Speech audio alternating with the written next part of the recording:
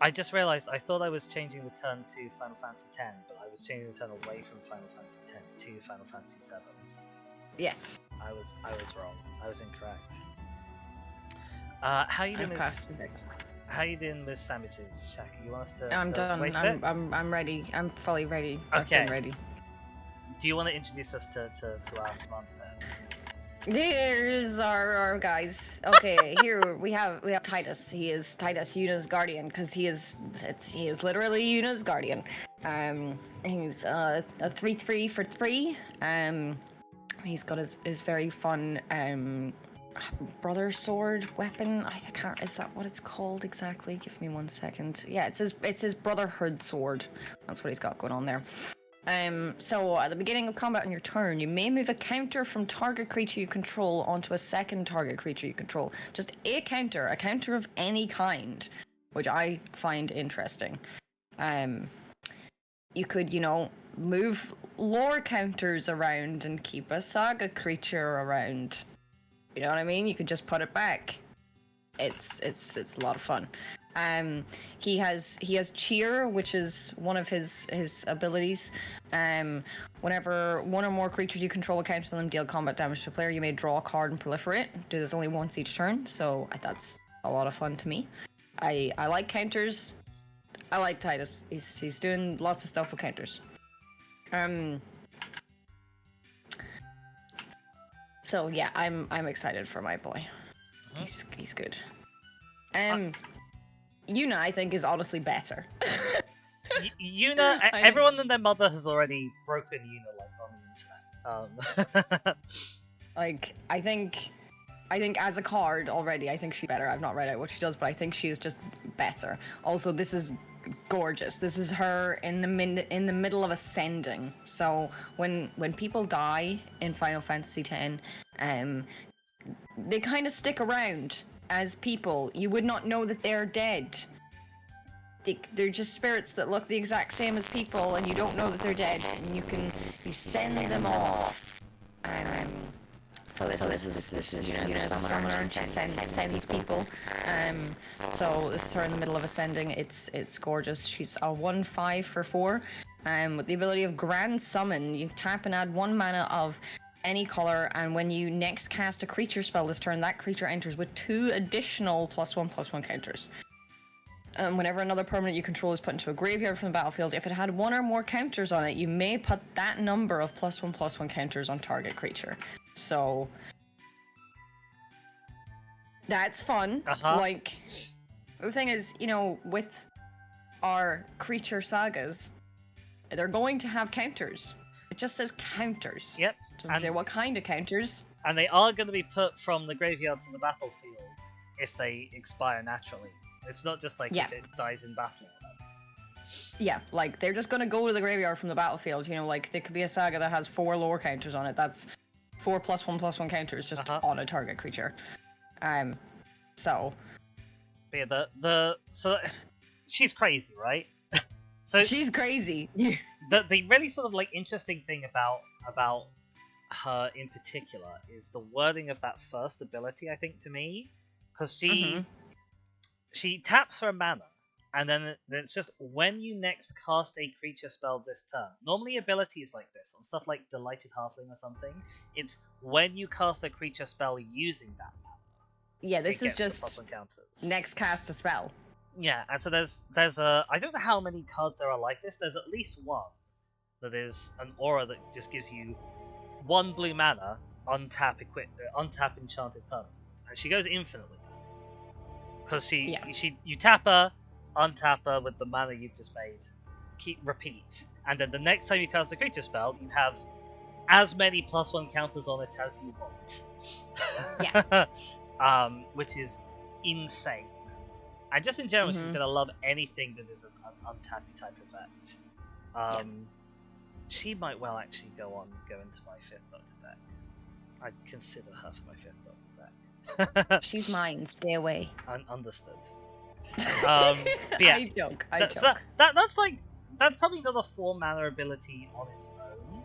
But the fact you effectively sort of keep your counters when something dies, and if they're not +1 counters, you turn them into +1 counters. Yeah, they could just be counters of any kind. Yeah. Like. So, yeah. I'd be interested to see what creatures people can find that just come in with. Or even just what permanents, because it's not even creatures, it's just permanents. You can run her with just a bunch of non-saga summons. Sorry, non-summon sagas. And they're still gonna just splurge out +1 counters. That's crazy. Also, like, if you had, like, a big-ish creature that was killed by something dealing damage in -1/-1 counters. Oh gosh, yeah. It's died because it's got loads of -1/-1 counters on it, and then you're turning them into +1/+1 counters. Yeah. I love her. I love her in the game. I love her here. She is. Mwah. I love her. She's great. There's one in the Abzan Precon that's like a mana dork effectively, but I think instead of tapping, you put a -0/-1 counter on it. Which you can tell it's a really effing old Magic card if it has a -0/-1 counter on it, because they don't make counters that aren't +1/+1 or -1/-1 anymore. Yeah. But like you can just get that out, splurge all of its life, or splurge all of its health on giving it these -1 counters to make a bunch of mana, and then it dies, and then you put a bajillion +1 counters on something else, and you've got mana for days. Like, there's so many things that this is really good with. Yeah. She's great. And my tabletop sim, both of your hands have merged into one, and it looks like you're just holding hands very cutely. Give me a sec, I'm sneezing. Hang on, sorry.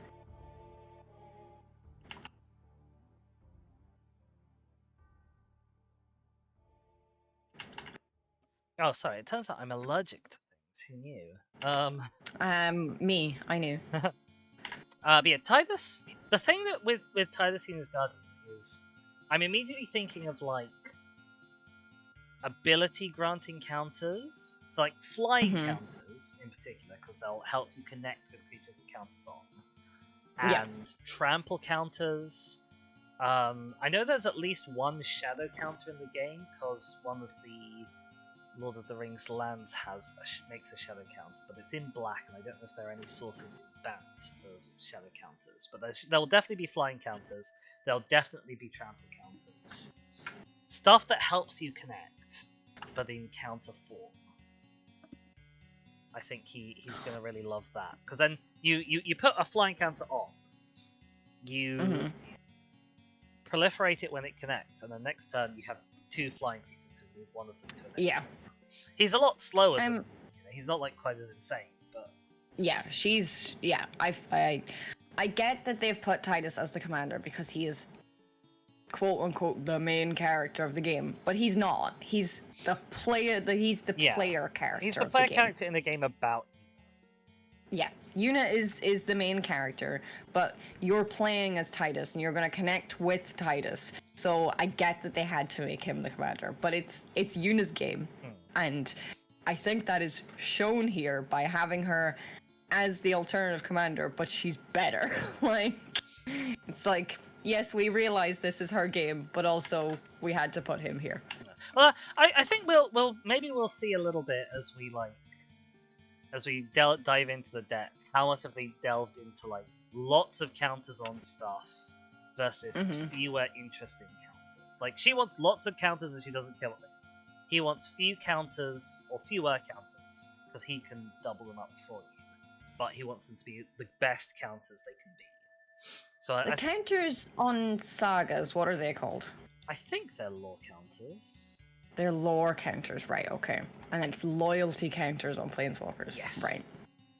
Because the thing is, like, if they were the same name, like, you could just take ones off your saga summon, keep it around as a creature, and like be putting them on a planeswalker and beefing it up. That would be really fun if that was the case. Unfortunately, it's not. I mean, I'm sure that people will be making like planeswalker heavy decks with him anyway. Oh, absolutely. The ability to move your loyalty counters around and also a more or less free proliferate every turn.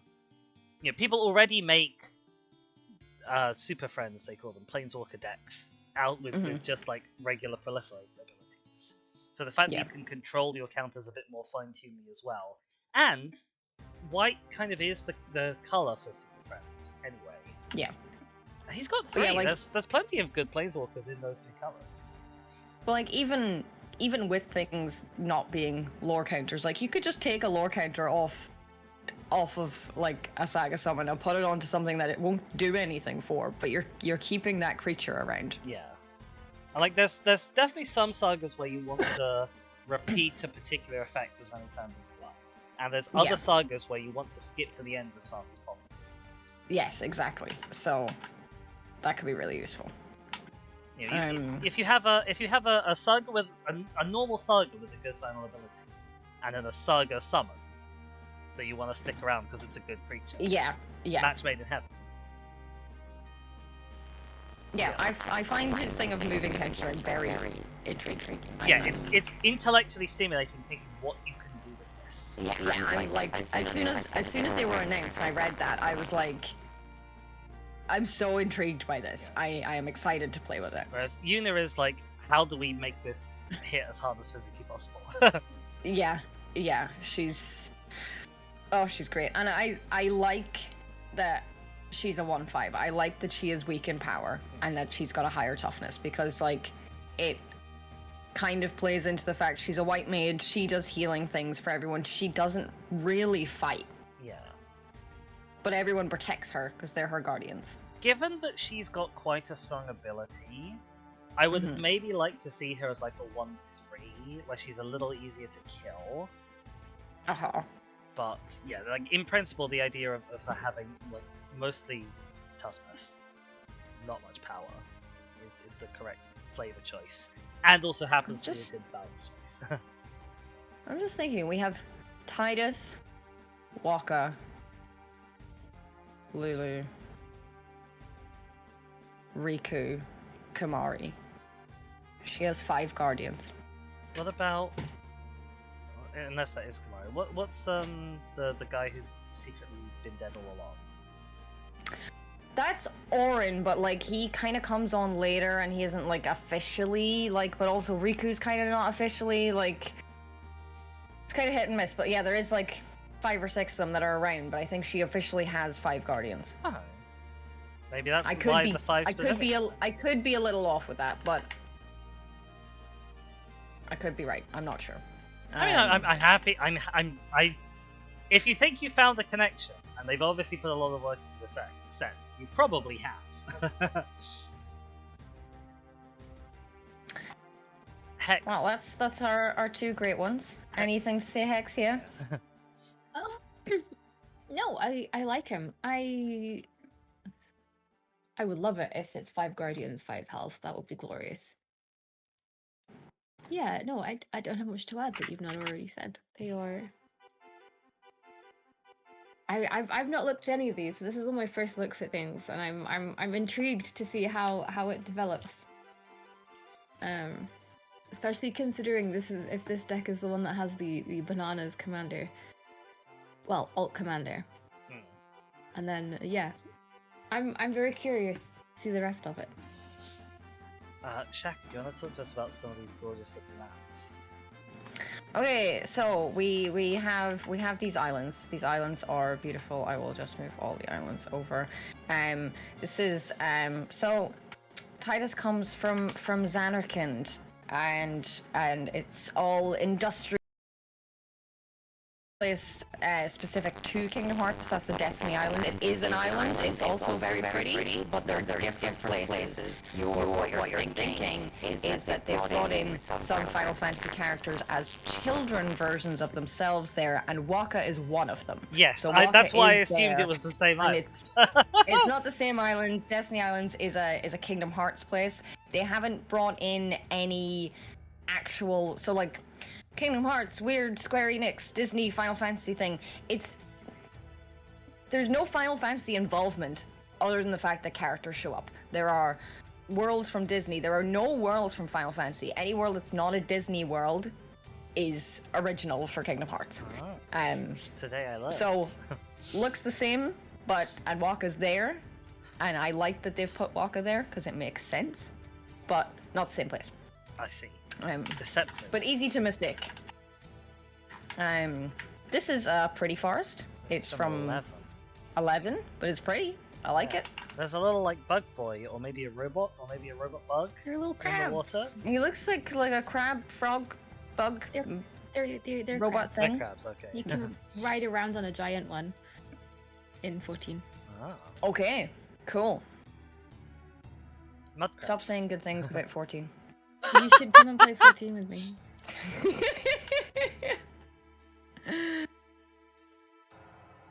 Hex is trying to convert me. We have the 15 planes again. Oh yeah, see this plays into what King Girl was saying earlier about like It's a road Final trip Fantasy across the 15 US. basically being a boys' road trip across the US. So this planes makes sense to me now. Yeah. I think it's an outlier, and like I don't really love it that much for a full art land. It's fine. Port Town. Which town? I can't remember the name of this place, but you arrive here and there's so much Blitzball going on. It's where we have our big Blitzball tournament where I actually have to play Blitzball. There is no choice. I have to play. I am bad at Blitzball.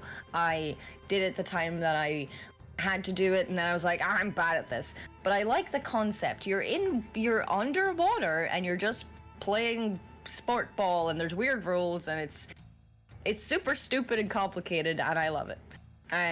But yeah, this is the time where this happens, and Yuna also gets kidnapped by the Albed. You can actually see Yuna on the bottom left of the art here. She's standing on a balcony. And so yeah, she gets kidnapped here by the Albed, and then we have to go off and rescue her, and we do that. And it's great. So support town. You may reveal plains or an island. Once again, it looks like we've got our lands that care about basic lands. Yeah. A temple. We love a temple. A temple. Yeah. So this is coming up to the city of Guadosalam. As far as I'm aware, maybe it's not Macalania, but it's like big. There's a lot in Final Fantasy X where you're going up these narrow little pathways, and you're going up into the trees and things like that. It's a nice land. I like this. Sky clouds. Anything I don't know in this will just be me suffering from memory problems. We've seen this particular one before. This is 14. Yes, this is 14 one. Best land we've A dinosaur. No, wait, is it an elephant? What is it? I believe it's an elephant creature. That's much. I don't know if I remember exactly where this is from, but it's a very, very pretty art. I like this. Does the flavor text help?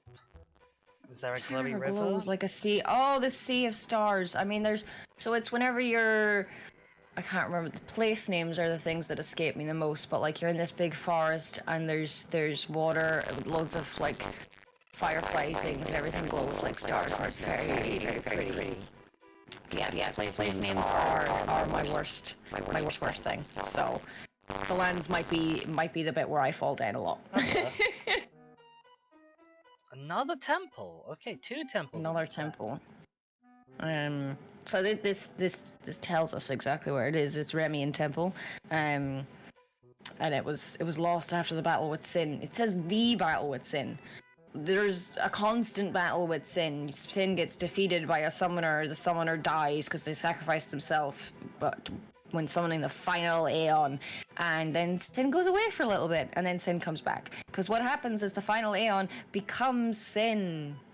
So it's all just a horrible, horrible cycle. Yay! Oh no. Oh, this is I like this for being the Forge of Heroes. This is a place you can go. It's more of an end game thing, and you can get like a lot of upgraded things by defeating a certain amount of enemies of a certain type. It's very, very rough. Tap, choose target commander that enter this turn. Put a +1/+1 counter on it if it's a creature, and a loyalty counter on it if it's a planeswalker. That is nice. Yeah. Hello, Commander Telonian. Welcome. Oh, are you seeing a new human in chat? I am. Oh, shared chat's not up anymore. Oh no. I must go and... I don't know how long that's been going for.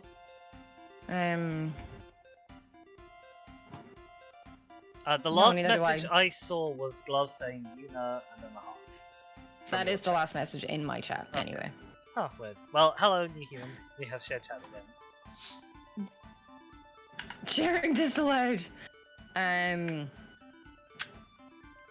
As a Temple of False God, I believe this is like the underwater bit, or is this might be near the very end.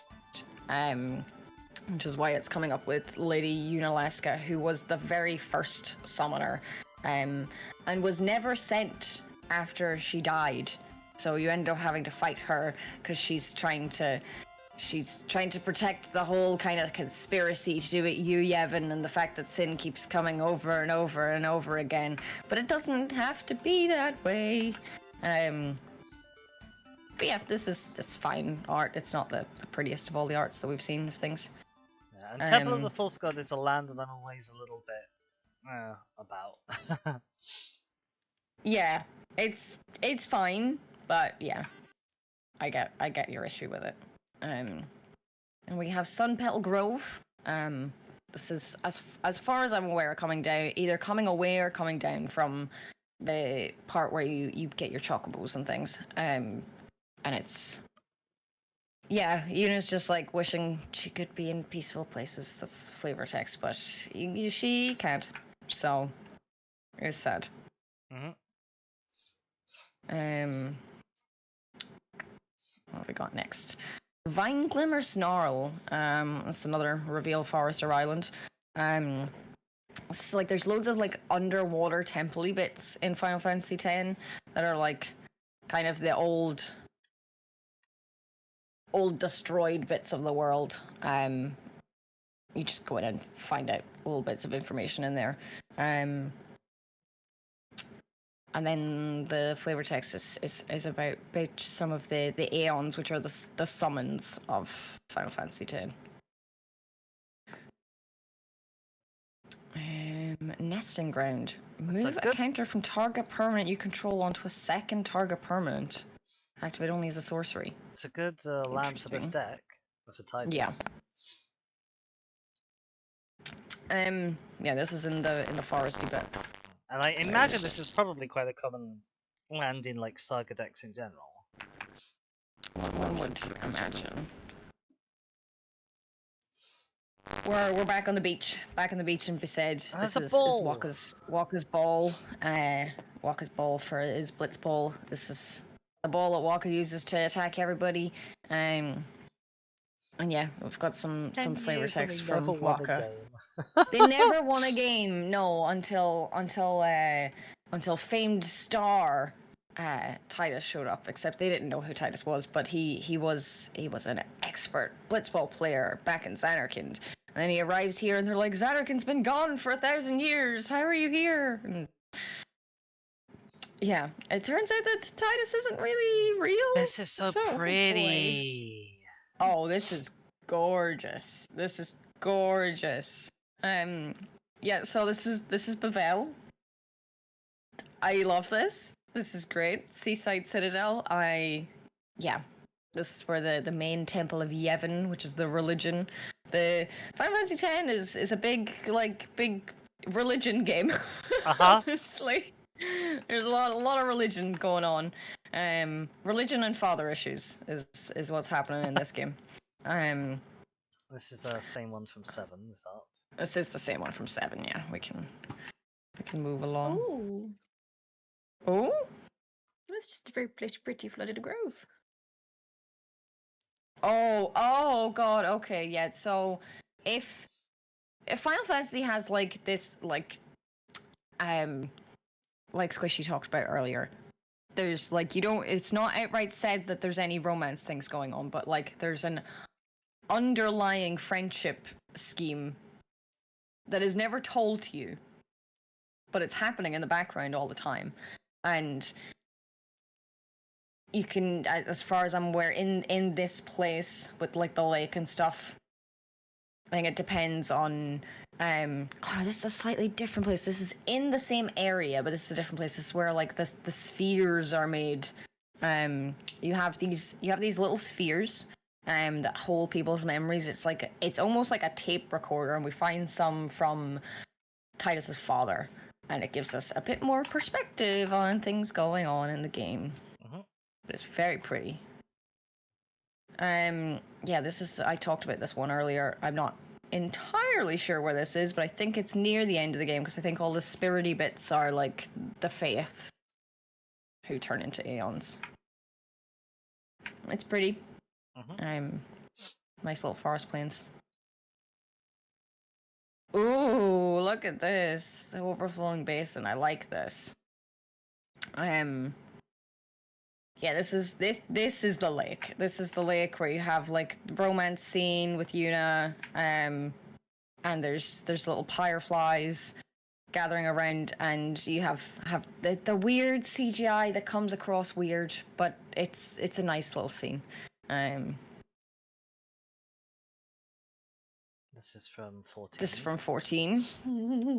Shiva, who also is in 10 as a summon, but I don't think she's one of the saga summons in this one. Another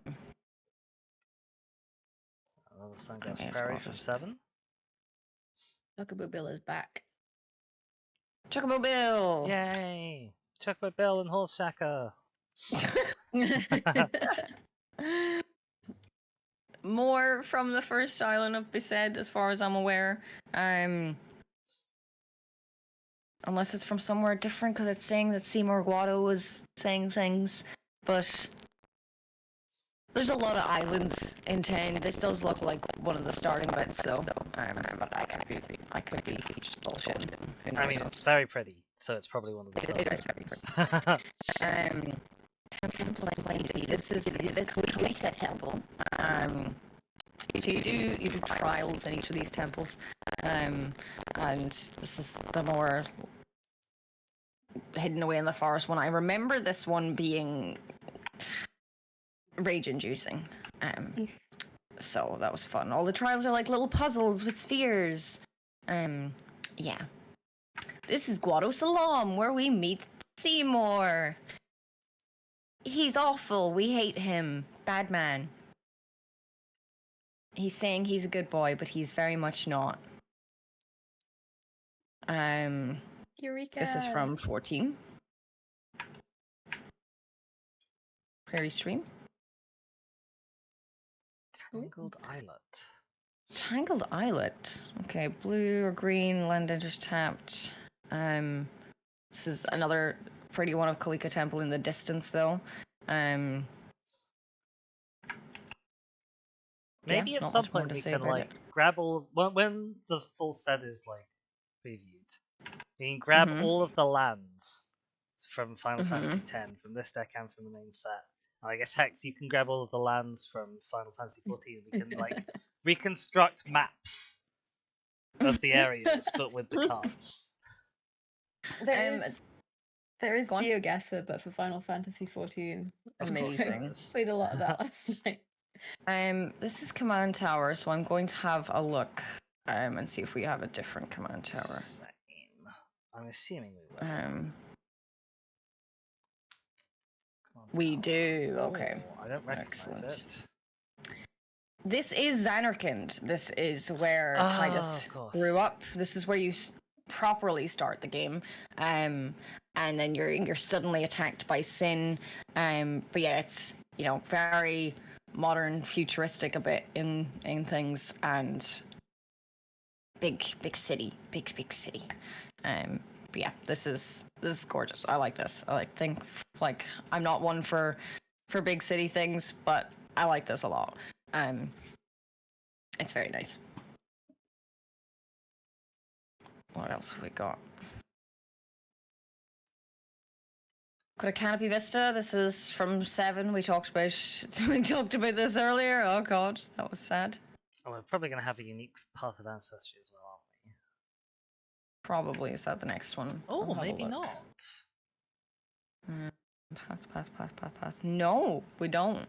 That's a shame, because I thought that the path to Zanarkand would have been the obvious place in Final Fantasy Yeah. 10-4-1.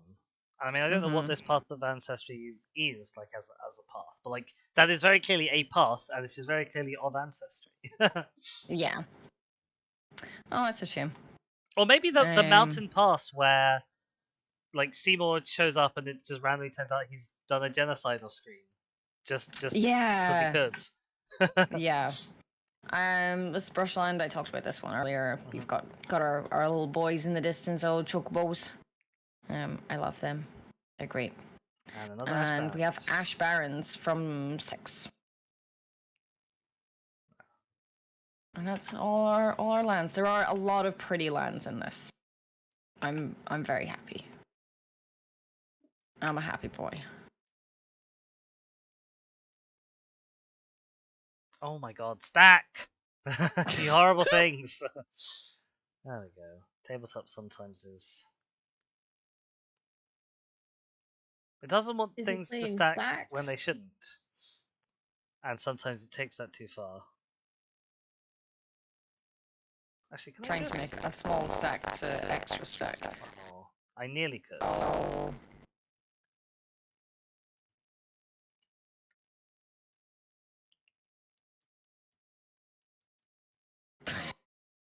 We're all trying to help. Yep. Too many many cooks, as they say. Jinx. Yeah. Okay, here we go. Here's creatures. This is I didn't look at the Reddit post, but I did see I did recognize this card. This is part of the infinite combo. Uh-huh. So this is a walking ballista. I hate these things. You fight against them. They are things big machina that were made. Machina is it's illegal. It's against the religion. It's bad. But yeah, he's big boy. He costs XX. He's a 0/0. He enters with X +1/+1 counters on it. You pay 4 to put a +1 counter on him, and you remove a +1 counter from this creature, and it deals 1 damage to any target. The infinite combo is about doing damage to itself. Oh, to itself? Is it firing Yes. off blitz balls? I don't think it's meant to be, but they sure do look like it in this. Yeah. So is it called a walking ballista in the game? I do think so. Yes. Oh, because this is a reprint card.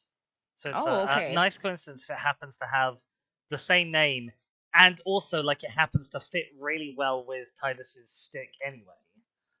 Because you can just like generate counters relatively easily for you to move around. Yeah, if it's not called a walking ballista, it's something very similar because it is a machine thing. So it does show up in the place where Yuna gets kidnapped, and that is where a blitzball tournament is. So maybe I'm misremembering, and it does shoot off blitzballs at you, but they do seem to be blitzballs in the art. It's really cool. Who do we have next? Lord Jiskel Guado. So this is the father of Big Bad Boy Seymour. And it is found out that Seymour killed his father. Seymour's a very bad man. So yeah, they don't want to find out what happened to Lord Jiskel because then that would reveal everything about Seymour. Seymour has there's a huge death toll in Final Fantasy X, and almost all of it is Seymour. He is awful man. So yeah, Lord Jiskel is dead. He is Spirit Cleric, which is why he's flying, because he's Spirit. At the beginning of each end step, if you put a counter on a creature this turn, investigate. Oh. Yep. Sure. I like that. Mm-hmm. Speaking of clue tokens, I would like to show off the clue token for this deck. Because so remember what I was talking about on one of the lands where it was said that these are where the spheres are made, and the spheres hold people's memories, and they're kind of like tapes in a way. That is what the clue is. and it's like it feeds in really well because like whenever we found these things and we found Jack's memories, it was like a clue to the past. Woo! I tell you what's interesting about this deck. I've just seen looking at the tokens. There's only 2 unique token cards in this deck. There's Treasure / Clue and Spirit / Squid. Yep. That's crazy. That's such a tiny diversity of tokens. I think 7 only had a small amount as well. I'll scroll up. to be 7 has Soldier, Rebel, and Foretell and Treasure. Oh wow. Yeah. Huh. So, not many. Yeah. But yeah, I wanted to show off the clue. I think it's very pretty. I'm very, very happy with that. Hex, were you going to say something there, sorry? No. I just the /squid. Okay. Oh, grateful apparition. Oh god. Okay, where's sad dead child? Okay. Yeah. Cool. This is a 1/1 for 2. It's a flying little spirit creature. This child kind of haunts us at parts of the game, and you're like, why is there a child there? What's happening? This child died 1,000 years ago in Xanarkand, the real Xanarkand, and then these people that died, they sacrificed themselves to become Faith and to continue dreaming forever and made a dream Xanarkand, and that's where Titus is from. He's a dream. He's not real. So this is a little child that I thought was really creepy, and then I found out what they were, and then I was like, oh, it's actually really sad. Oh my god. So interestingly, this is a very flavorful card for this game, but it's also a reprint. They found a really good, strong reprint for it. A reprint, okay, that's cool then. So yeah, whenever this creature deals combat damage to a player or planeswalker, you proliferate. I can't say words anymore. There's also a color shifted version of it. There's a 1/1 flyer for 2 that is 1 of the blue that has, when it deals combat damage to a player, proliferate. So I guess this one's different in that it also hits on a planeswalker. Yeah. I like that. Owaka! Owaka's here. I love Owaka. He's great. He's Owaka, not to be confused with Waka. No, this is Owaka, which is different from Waka. Yes. Means 1/2 for 2. Tap, remove a counter from a non-land permanent you control, and you get to draw a card. So he's Saga synergy on his own. Yeah, I like that. I like that a lot. You get a card draw, you get to keep your Saga summon creature around. I like him. He's traveling merchant. He's very helpful in the game. He is a legendary. I think he'd be a bit difficult to build around just because he is mono blue. Yeah. I feel like you'd really want some white for your Saga supports. Scholar of New Horizons. Is this a reprint? I'll go have a check. This looks like an Albed that whenever we're in kind of end stage planning and we're working together with them. It's a 1/1 for 2. This is a reprint. Okay. So enter with +1/+1 counter on it. Tap, remove a counter from a permanent you control. Search your library for a plains card and reveal it. If an opponent controls more lands than you may put that card onto the battlefield tapped. If you don't put that card onto the battlefield, put it into your hand, then shuffle. Yep, seems pretty I like solid that it's in here. Repeatable ramp. It's like tapping and removing a counter from a permanent you control is a little bit steep when you're not even guaranteed to get it to the battlefield. Yeah. That's fair, but again, like I'm thinking of it with Saga summons now. Like it's nearly sometimes good to be removing counters in this, you know what I mean? Yeah. Like that, I'm really hoping that there's sort of looking at this deck and looking at this stack that says 28 here. I'm hoping that there's sort of 10 summons in here minimum for how much. I don't think we're gonna get that many. I don't think we're gonna get that many either. But like everything in here is screaming out like I work really well with sagas, or I work really well with saga creatures. One of the two. Yeah, I agree. This is Gear Sage. It's an elf druid. Okay. This is a reprint, obviously. Yeah. 1/2 for 2. It's got Evolve. It has greater power toughness than this creature. Put a +1/+1 counter on it. And tap to add green for each +1/+1 counter on this creature. That's nice. Yeah. I like that. Solid. Shalinda, yeah, an acolyte. I love Shalinda. You meet Shalinda multiple times in the game, and she's a summoner as well, and like, you just have a little fight with your Aeons, but she's very sweet. She's very, very dedicated to her religion, and I would like to change her mind, but she's very, very sweet. She's a 2/2 for 2 with lifelink, and whenever another creature you control enters, put a +1/+1 counter on that creature if its power is less than her power. Otherwise, put a +1/+1 counter on her. That's pretty solid. Yeah. For 2. That feels like Commander Potential adjacent, but I don't know if it's quite commandering enough on its own. But definitely a card that could go into some 99s out there. Yeah. You know, in particular, again, like you have a weenie deck. You create a bunch of 1/1s. You put a +1 on each of them straight away just for having her. Yeah. Dust Shell Crawler, I imagine, is a reprint. Yes. What is the thing that it is on the card? I could not tell you. It's a creature that I've probably come across that I've gone, oh boy, I don't want to be here, because he's a big boy. But I couldn't tell you the name of this exactly. But it's a. What's that? Sorry. He could be a Digimon. He could be a Digimon. That's true. It's a 0/3 for 2. When this creature enters, put a +1/+1 counter on target creature, and each creature you control with a +1/+1 counter on it has trample. I think I have this in some of my decks. At least one of my decks. Probably. Incubation Druid. Okay. Another elf. Another elf, yeah. But like, I like what they've done with giving us elves and making them look like Guados. That makes sense to me. We've got a 0/2 for 2. Tap to add 1 mana of any type that a land you control could produce. If this creature has a +1/+1 counter on it, add 3 mana of that type instead. You can pay 3 and 2 green to adapt 3 to put 3 +1/+1 counters on it. Okay. Yeah, if there's things in here that are reprints and they're elfy things, it's like, well, it's not to do with the game, but here's counters. Yeah. Have fun. Incubation Druid and Gaia Sage, neither is like the best in class mana dork, but like I like Gaia Sage for giving you the +1 counters quite easily.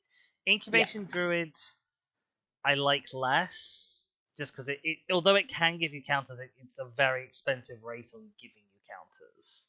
Yeah. And it doesn't like scale forever with more +1 counters. It's just like you want 1 on it. I mean, I guess it's adapt 3, and then you've got 2 +1 counters that you can move around with Titus for sort of no cost. Because it doesn't care about having all 3 of them. It only wants 1. Yeah. Gata and Luzu, they are the boys that are out in the world trying to fight against sin and such. You end up having to choose one, and one of them dies, and it's very sad. They have Flash, and when they enter, choose target creature you control. If damage would be dealt to that creature this turn, prevent that damage and put that many +1/+1 counters on it. Good. I love that as a protection ability. It's a little specific as a protection ability. Part 2 of the infinite.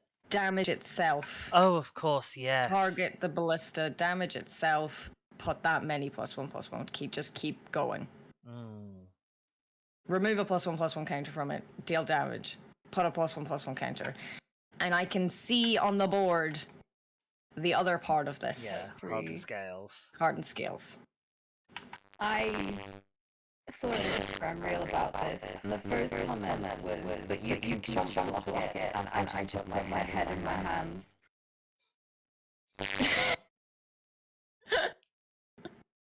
Oh boy. Yeah, look, like hardened scales, 1 mana. You could put that in with 2 mana. the boys in with 3. If they're in your opening hand, that's turn 3 infinite combo. Don't you have to put at least 2 counters on this? In fact, Yeah, that's what I said. Essentially with X, I said 1 mana Yep. for Hardened Scales, 2 for Walking Ballista. no, you need it costs 4 to put 2 counters on it because it's X. It costs XX. Oh, yeah, but the thing is, yeah, you could put, but if Hardened Scales is in, you're Oh yes, of putting course, yes. that Hardened many, Scales. like, Yeah. so you'd only have to pay 2 mana to put it Yeah. in, and it would come in with 2 counters Yeah, you're right. because of Hardened Scales. Yes. And then you play the boys the next turn, Mm-hmm. You win. and then you win. Yep. Then you win. You know, and maybe get your Dust Shell Crawler out. Whenever you've gotten this, you can make this massive. Like, you can give it trample. Oh, yeah. This is silly. This is very silly. Oh boy. You love Ixion though. Oh, Ixion. Oh, I love Ixion. Ixion is great. I like that they've made it a saga unicorn. It's great. Like, it is a unicorn, but like, you know, so it's a 3/3 saga creature summon for 3. It's got Arrow Spark on the first one. Exile target creature an opponent controls until this saga leaves the battlefield. What if this saga never leaves the battlefield? I mean, to be fair, that is not so different from any other. Like, it's a bit more effort for an O-ring effect than some of them that you could get for 3 mana. But the fact that like you can, you know, not only can you say, well, what if this creature never leaves the battlefield? Well, if you manage to tie this in on the turn it comes down, then you get a new exile every turn. Yeah. And then for 2 and 3, you get put a +1/+1 counter on each of up to 2 target creatures you control, and you gain 2 life. And it has first strike. Yep. I like this. Mm-hmm. This is good. It's that's another good rate of return on a Yeah. card. Lulu, Stern Guardian. I love that they've called her that. Carrying an expired Moogle? Question mark.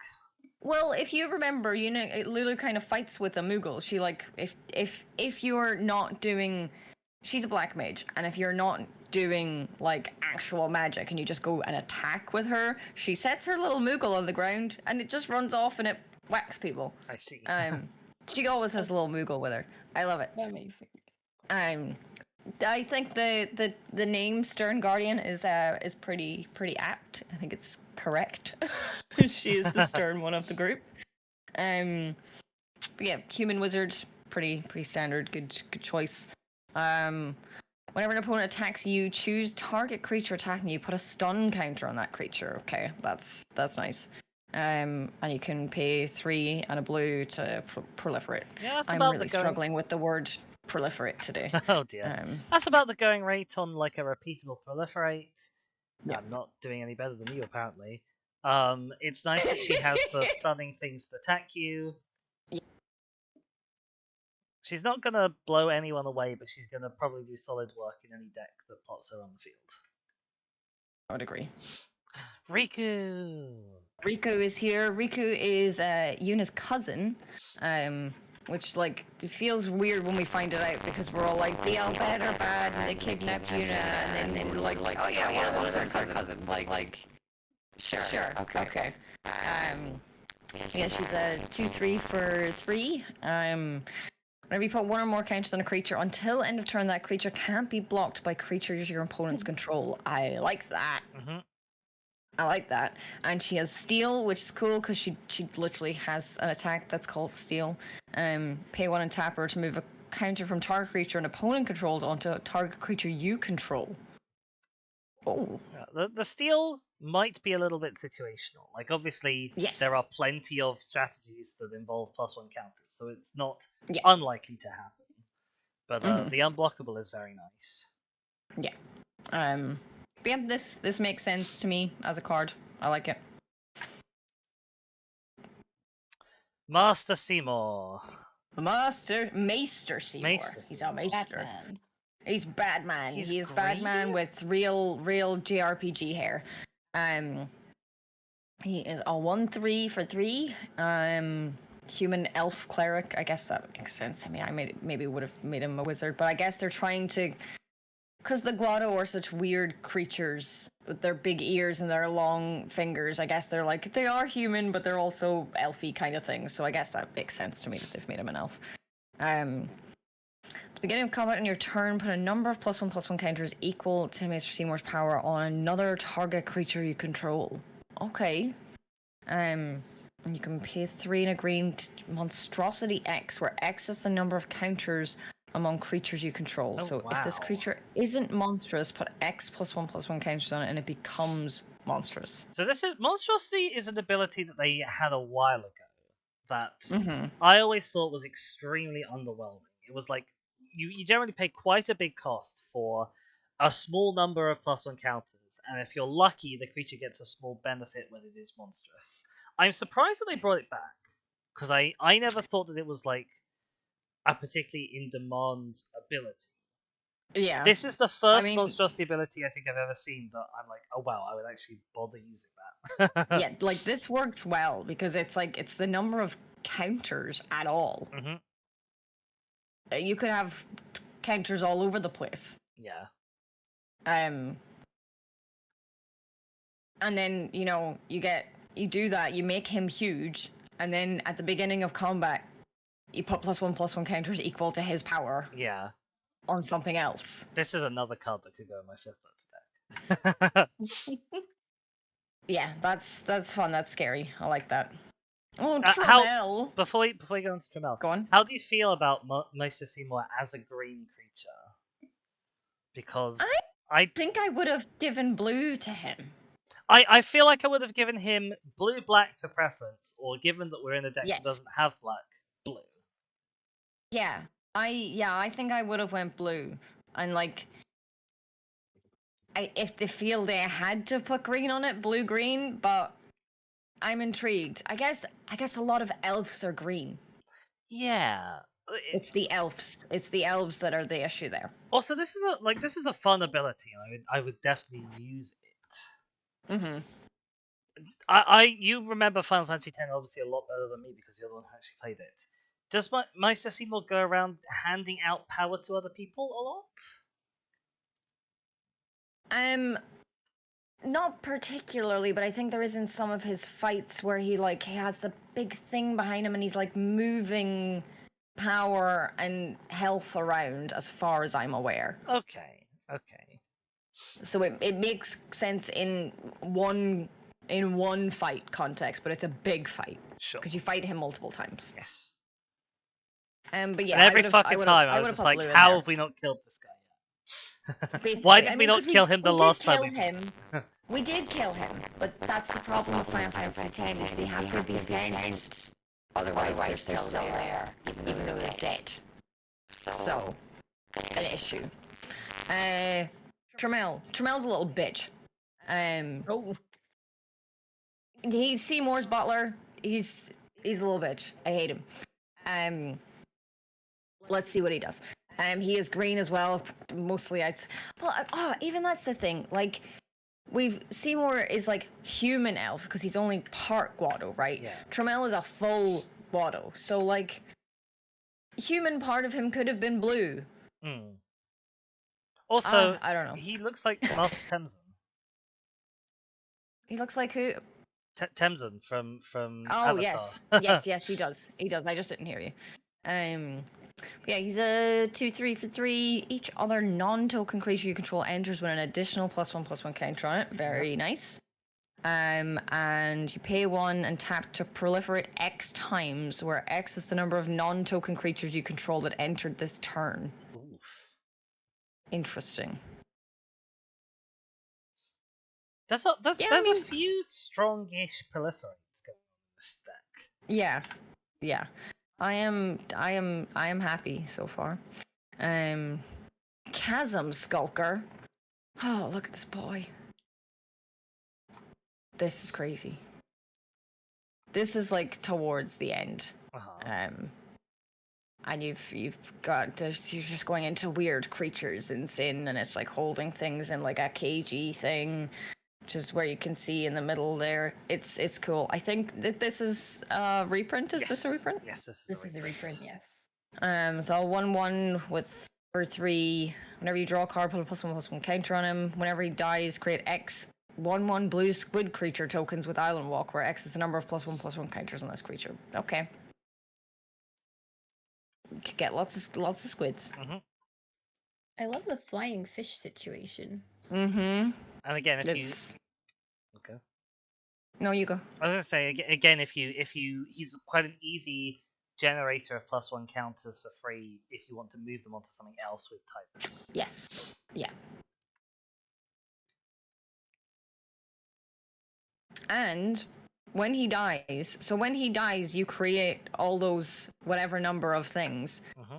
If you have Yuna around, you also take all his counters. Yep. Very nice, very nice. Timeless Tracker, I believe this is a reprint. Yes, this is very much like the Tireless Provisioner that you use. This is very, very nice art. You've got Titus and Yuna and Kamari in the background, and you've got an Albed here that's got a spear that they've probably stolen. I like this art a lot. It's nice. Got a 3/2 for 3 with landfall. Whenever a land you control enters, you investigate. So make a clue, and whenever you sacrifice a clue, put a +1/+1 counter on this creature. So I'm saying +1/+1 so many times. Mm-hmm. Interesting. That's the second investigator, because Jessica does it as well. Yeah. And we have Generous Patron. So 1/4/3 mana cost. I assume a reprint. Yes. This is Blitzball happening. This Blitzball is in the sphere, in the big water sphere. When this creature enters, you support 2. Put a +1/+1 counter on each of up to 2 other target creatures. And whenever you put 1 or more counters on a creature you don't control, draw a card. Okay. I don't think that synergizes as well as perhaps. I guess it synergizes with the proliferate, maybe. Yeah.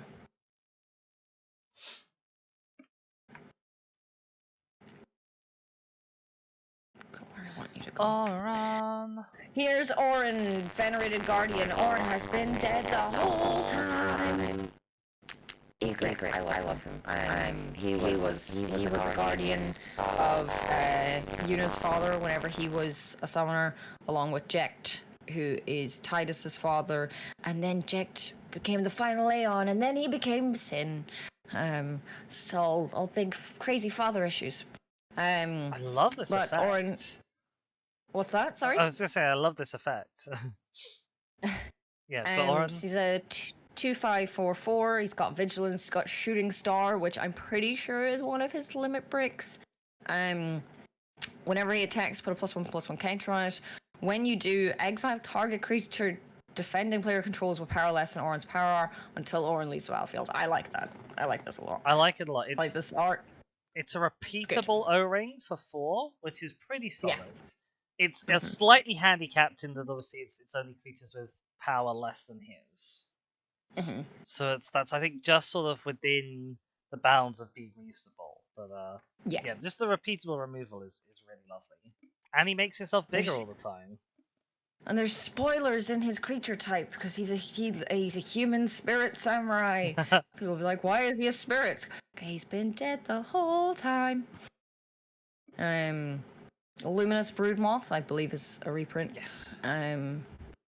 3/4 for 4. It's got flying, and whenever a creature you control without flying dies, return it to the battlefield under its owner's control with a flying counter on it. Oh, it's a super strong card.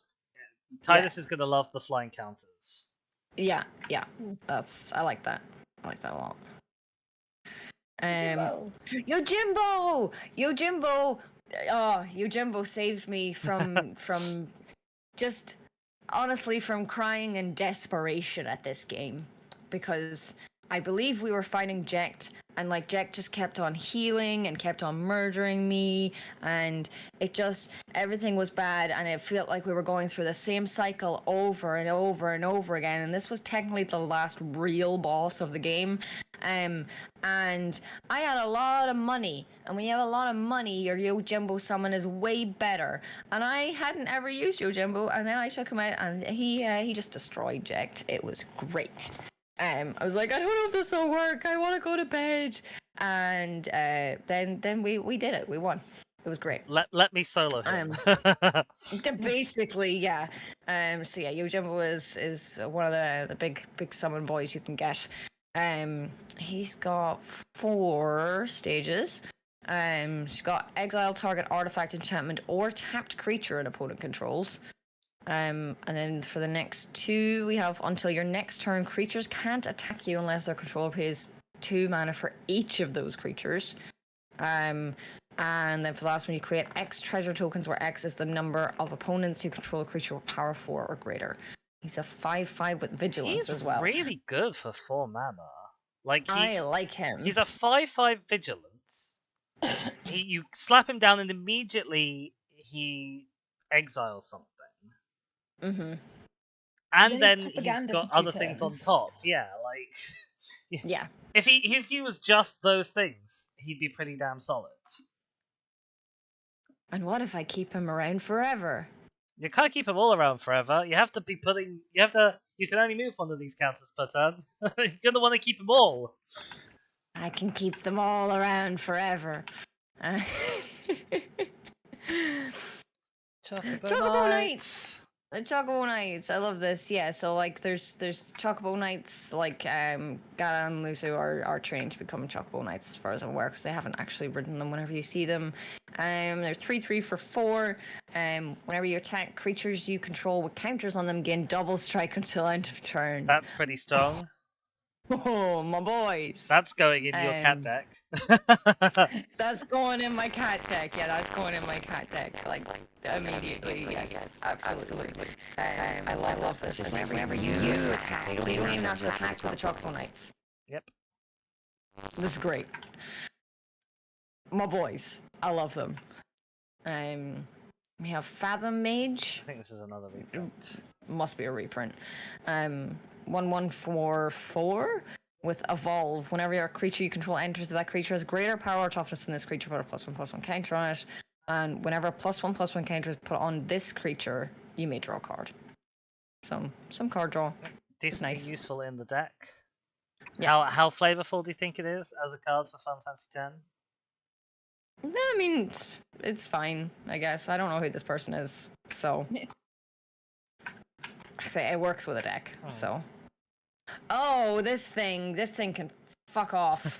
this plant creature can just get fucked. It's one of the first big things you face when you're like going to the first temple, and it's like, it's awful. You should not face it first. You should go the long way around. Otherwise, you're probably gonna die.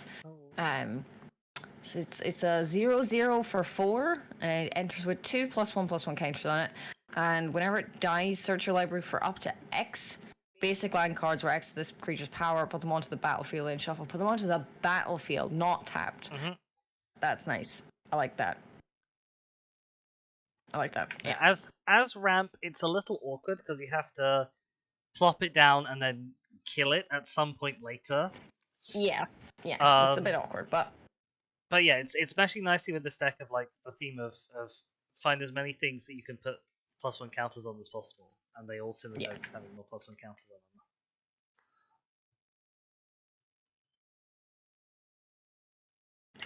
on them. Bum. Ifrit. Ifrit, yes. Altered Ego, but this is a picture of Ifrit, one of the summons. It's a 0/0 4 with X that you can cast with. Spell can't be countered. You may have this creature enter as a copy of any creature on the battlefield, except it enters with X additional +1/+1 counters on it.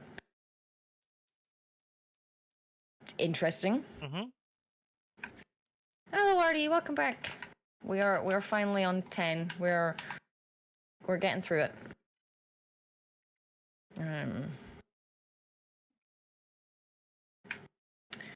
Forgotten Ancient.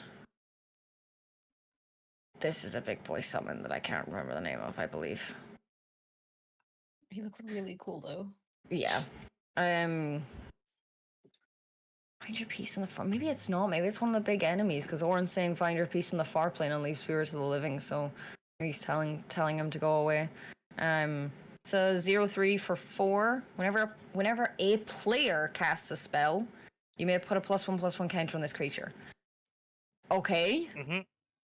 At the beginning of your upkeep, you may move any number of +1/+1 counters from this creature onto other creatures.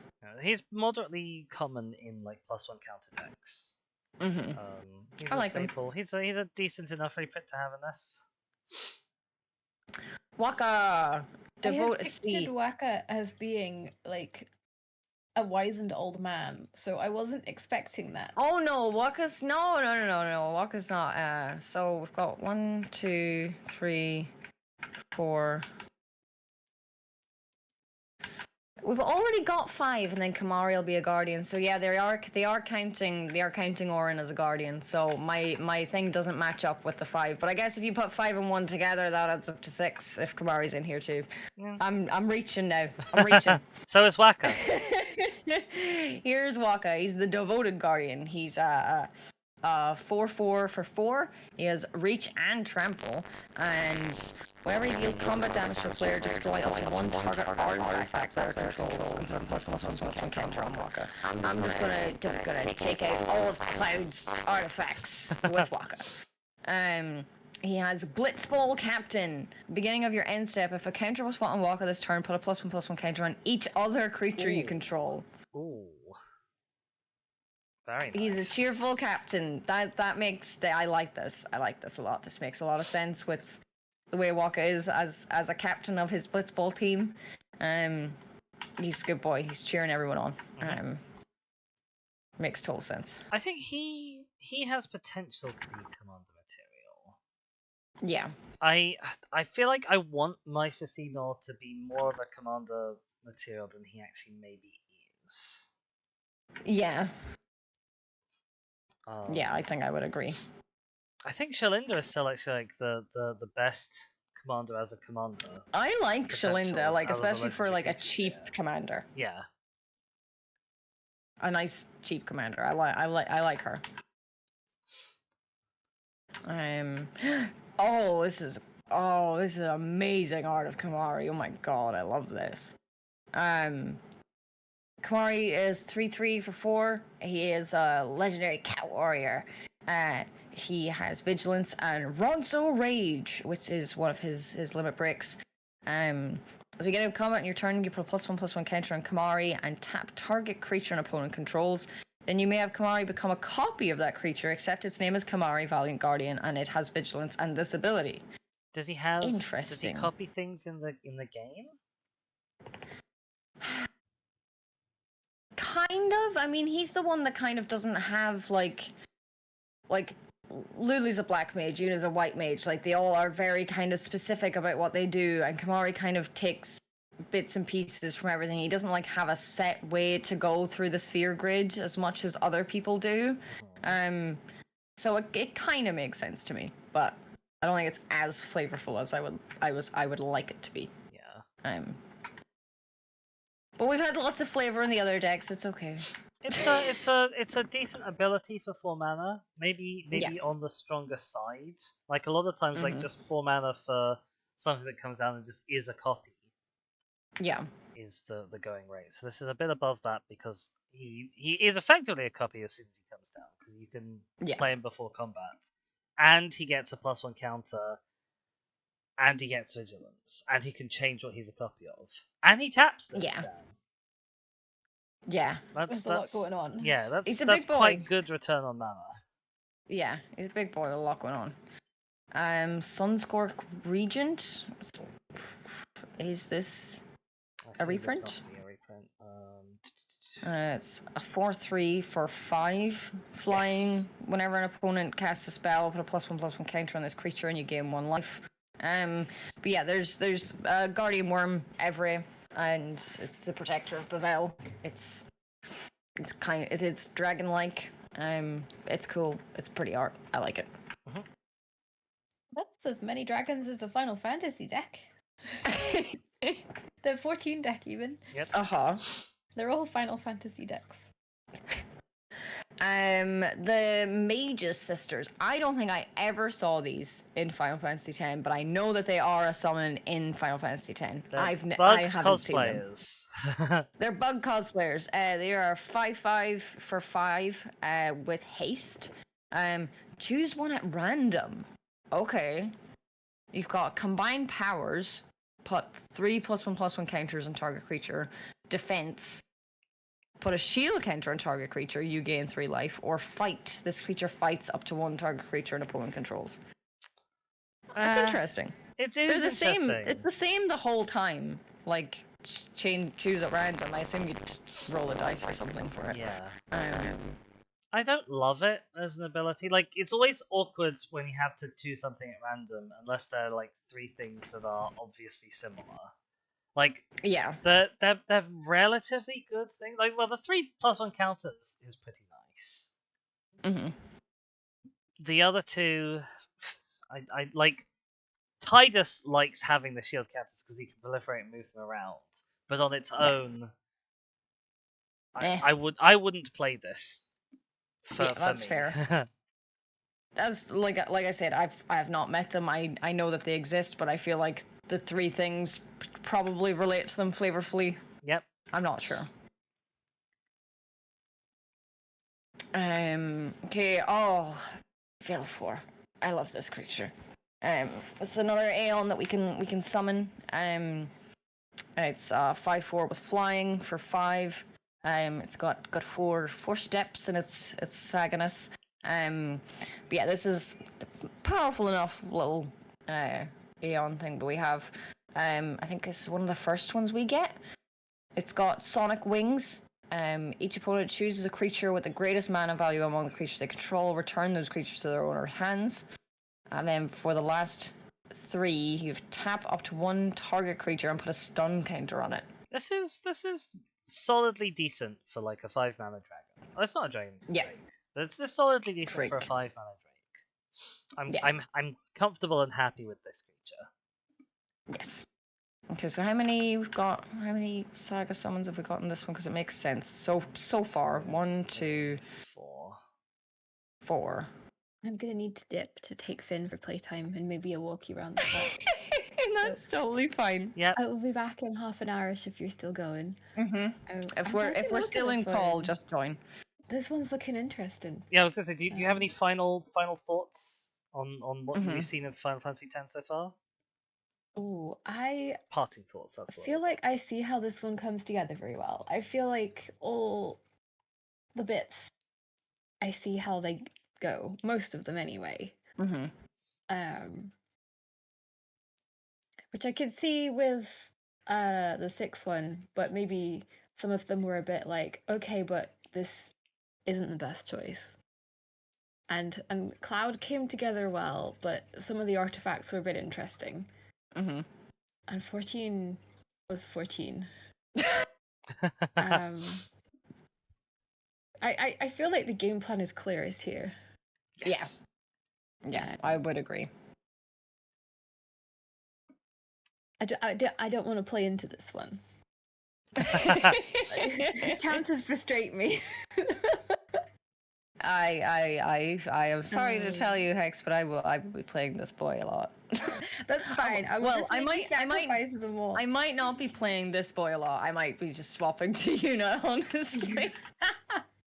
Valid. Very valid. It's her game.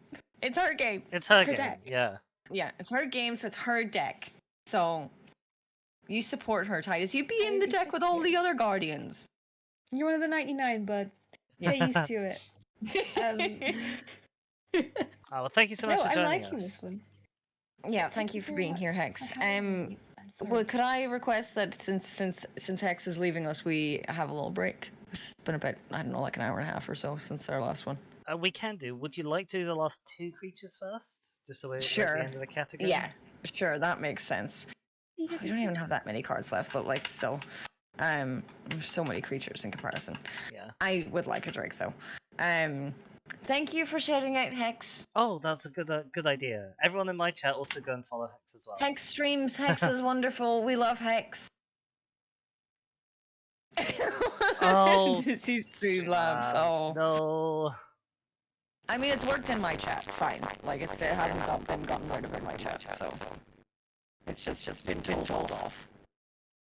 I'll repost it for my chat just in case they didn't see it. Oh, there you go. Bane of Progress. Bane of Progress. Reprint? Question mark? Yes.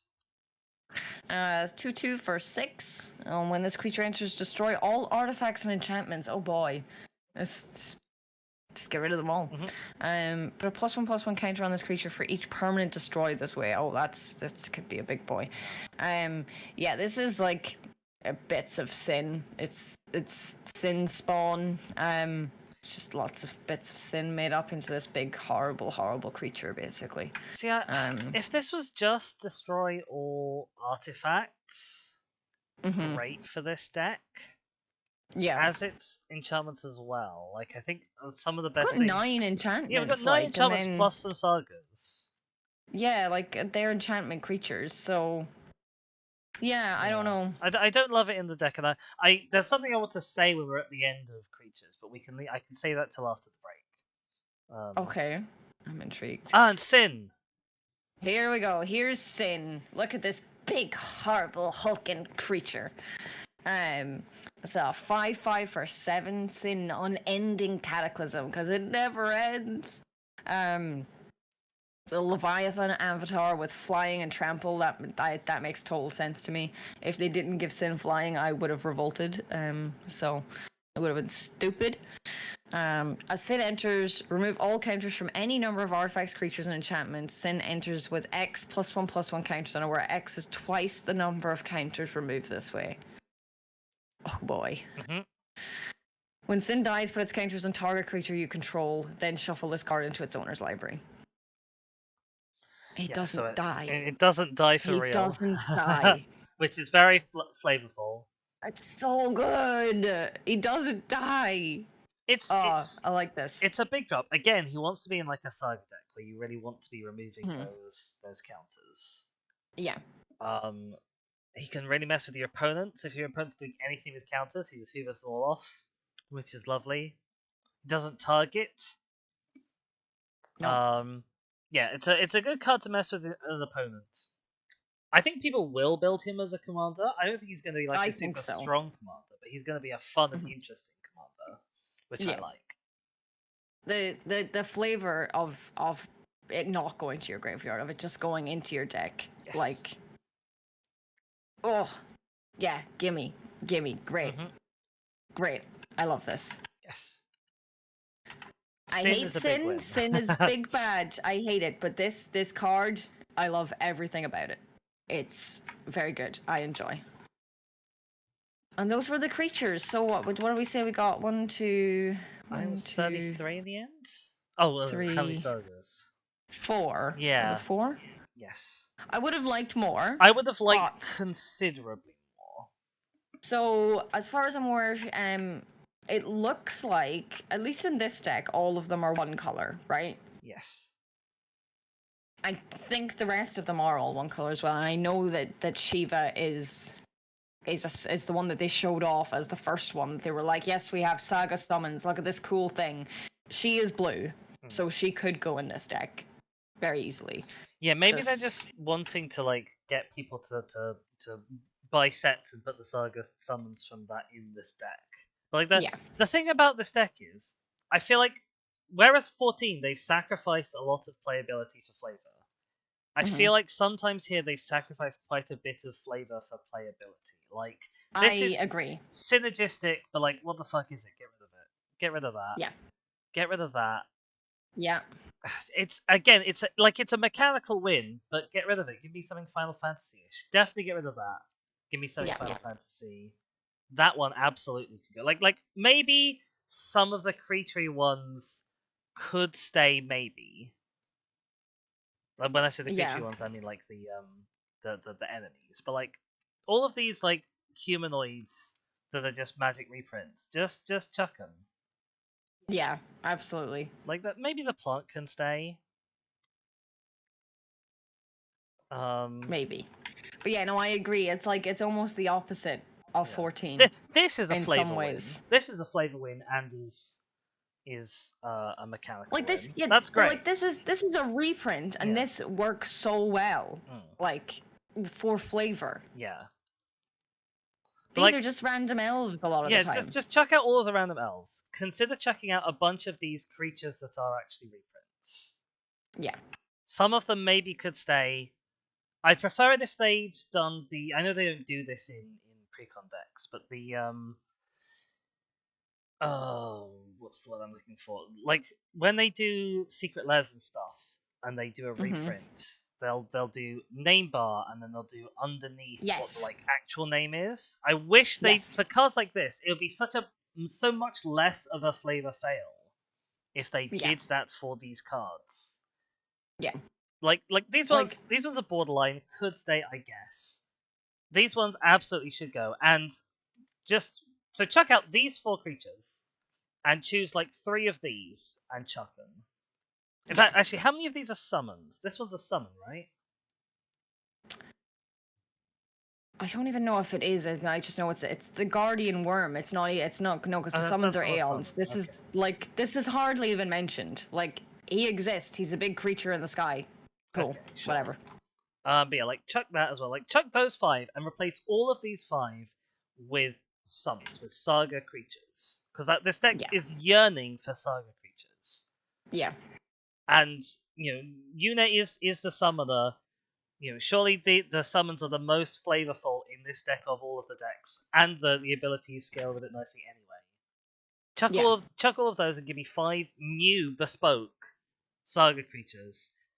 That like one of them, you've got 4 in this deck, and one of them isn't even what happened. Yeah, exactly. Like that's the thing. Like I want this replaced. Like I saw Shiva. Oh, this one. That's the one that's a summon, isn't it? Yes, that's Ifrit. Yeah, chuck that as well. Like I saw Cloud with his moving counters, and I saw Shiva as the first reveal of we have saga creatures, and I was like, okay, cool. Shiva's in that deck. No one told me that. And I was wrong, but I made an assumption based on the fact that I knew that this would be wanting the saga creatures. Yeah. Like it has some saga creatures, which is nice, and I think it has more than the other 3. Yes, absolutely it does. I don't think any of one. them. I don't think any of them have more than 2. Yeah. In the other 3. But like, it's not enough. It needs to be denser. Like, especially as this is your USP almost, mechanically speaking. Yeah. Like this is the number one thing that they've introduced that is big and new for Final Fantasy the set. Yeah. For God's sake, give us a lot more of them. Yeah. I'm wondering especially if they when that's what they want for these. Yeah, especially with Tidus as the commander. If you put Yuna as the commander, I could see. Sure, you've got other things that are plopping other counters around, but with Tidus as the commander, like he's yearning for sagas. He loves sagas. Sagas love him. But give us more. Even with Yuna as the commander, like if you have loads of saga summons and you don't plan to keep them around, they give you all those lore counters as +1/+1 counters. Like you could even a deck for Yuna, you could even fill with just sagas as well. Yeah. Like I guess it's a financial decision of they're trying to get people who buy this deck to buy a lot of the set to get the sagas from. Yeah, which is but still, as a decision, I'm not in love with that. I understand there is I'm not in love with that, but like it's like especially these they strike me as very lazy reprints, especially the elves when like that like Final Fantasy doesn't even have elves, or this Final Fantasy X doesn't even have elves. All of these elf reprints, just like no, go away. Sorry, that's my piece. I know why we lost shared chat. Your stream dropped at some point. Because I just like opened Discord up and I have a notification from you going live at 20 to 5. I I see. Oh yeah. I've just had a look at it. Me too. But yes, a break. Yes, a break. Rant is over. I'm glad you sort of agree.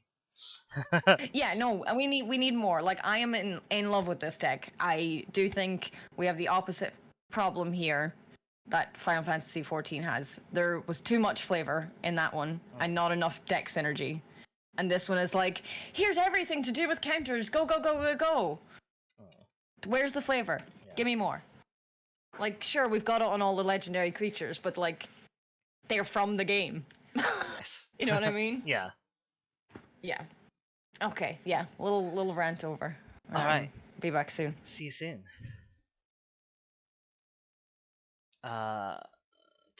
Yes, so chat, this one's obviously it's gone long already for me. It's going a bit longer. We've got 4 piles of cards left to do. There'll be the smaller piles, and I'm sure we'll do a sort of a little bit of a wrap up and not a synopsis. What's the word I'm looking for? Not synergize. A synthesis at the end of how we're feeling about this deck as a whole, and then probably about all of the decks as a whole. But until we are back for that, make sure you do all of the correct and right things. Make sure you are hydrated if you don't have fluids. Make sure you are fed if you don't have food. Make sure you get up, stretch your legs, stretch your arms, stretch your other things that need stretching. Take any refreshing things that you need doing, and I'll see you in a little bit. And the music has stopped. I don't know when it stopped, but I'll go put that back on. And yeah. Bye-bye for now. Hello everyone, I am back. I hope you all have had a lovely break. I have grabbed myself some more fluids. I'm it's good that it's warm. I am going to be I've drunk an awful lot throughout the course of this stream, let's put it that way. My goodness. I hope you all have had a break. I hope you all grabbed yourself whatever refreshments you need. I have a new glass of Coke. Gosh, we've gone from lunchtime to nearly dinner time, I think. So it's a long time to stream, but the rambling about the Final Fantasies and the Magics has been really good. I hope you all have been enjoying listening. I'm gonna do a little undeafen. Shaka chat still can't hear me because Shaka is still deafened, and we have no hex to occupy ourselves with until such time as Shaka is back. But no matter, we will persist. We will prevail. I will get to tidying up all these creatures that I have thrown away in a fit of pique at how dissatisfied I am with them.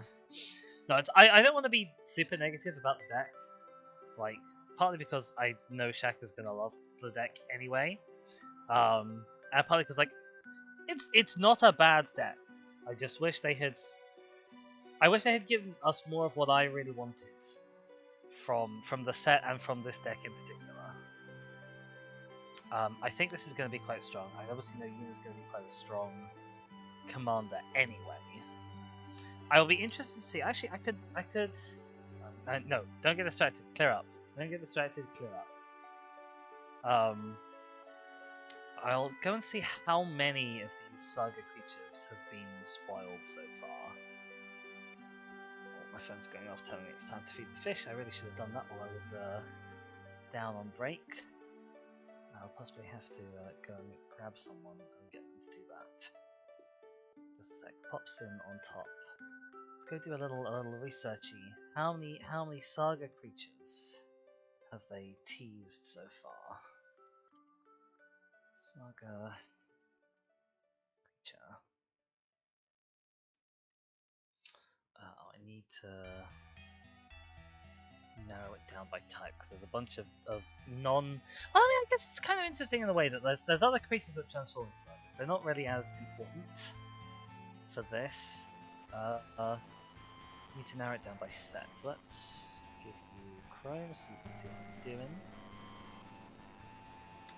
We want to set by Final Fantasy or by Final Fantasy Commander.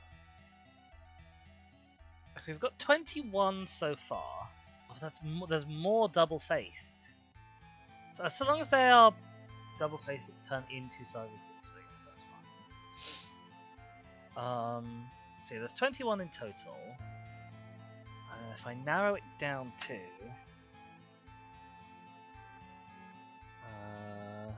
command density is less than green, white, blue. There's 13 that can potentially go in here that we've previewed so far. That's not loads. That's at the barest minimum end. And obviously that includes things like Major Sisters, which aren't worth having. So what have we got? We've got Esper Origins. It'll turn into a thing if you cast it from the graveyard. And it'll come in with a finality counter, which is interesting. Kind of nice.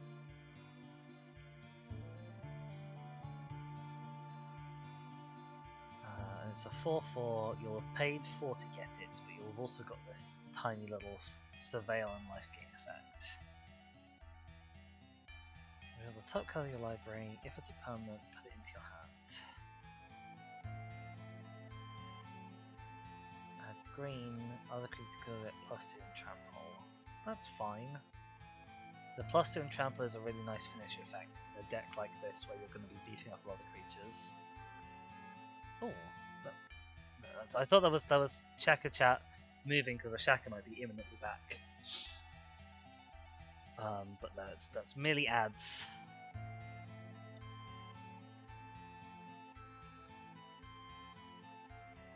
I'm gonna say hi to Shaka's chat. I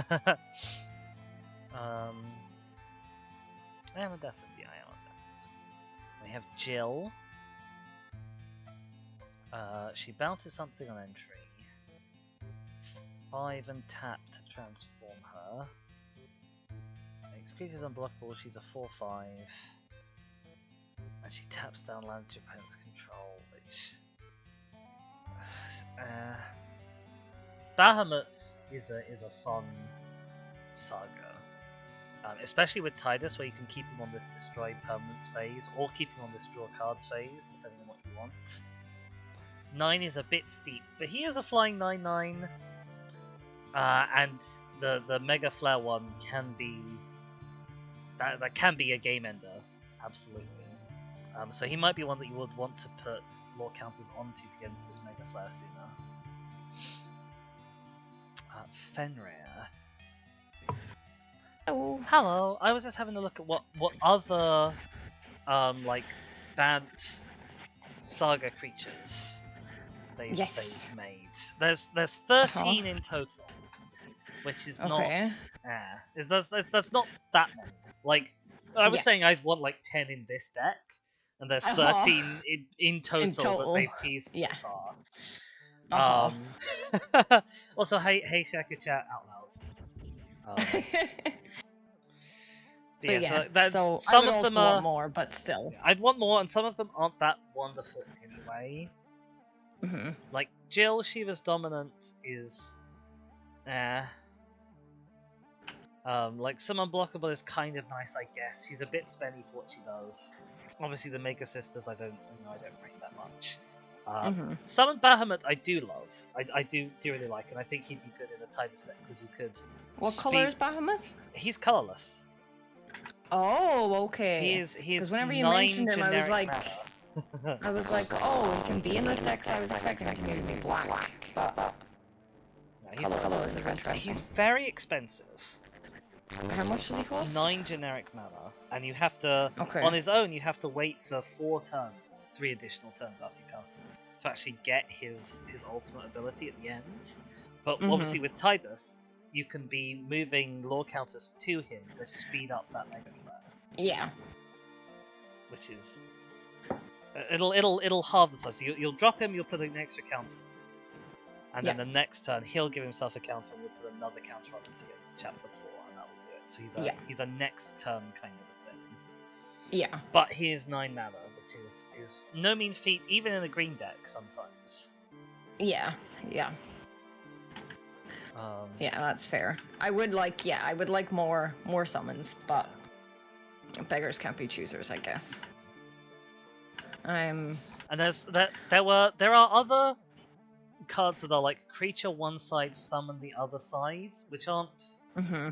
that sort of like big of a deal necessarily, but like, it's a way to potentially get sagas into your deck without sacrificing too much in the creatures. Yeah. And I think most of those creatures they'd also be good recipients of lore counters, because they're things you might want to scoot through their early phases as much as you can. Although I don't know them very well, and I haven't been focusing on them. That's fair. On.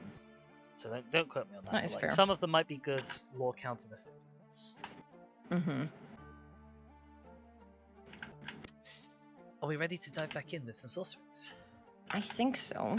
We have a Farseek, which we haven't talked about today, but you can search for plains, island, swamp, or mountain, put it onto the battlefield tapped, and then shuffle. Yep. This is Michen. He is a scholar you meet along the way. He gives you lore about the world, basically. Has he killed and butchered this weird creature? What's going on here in this image? I think the guy behind him has.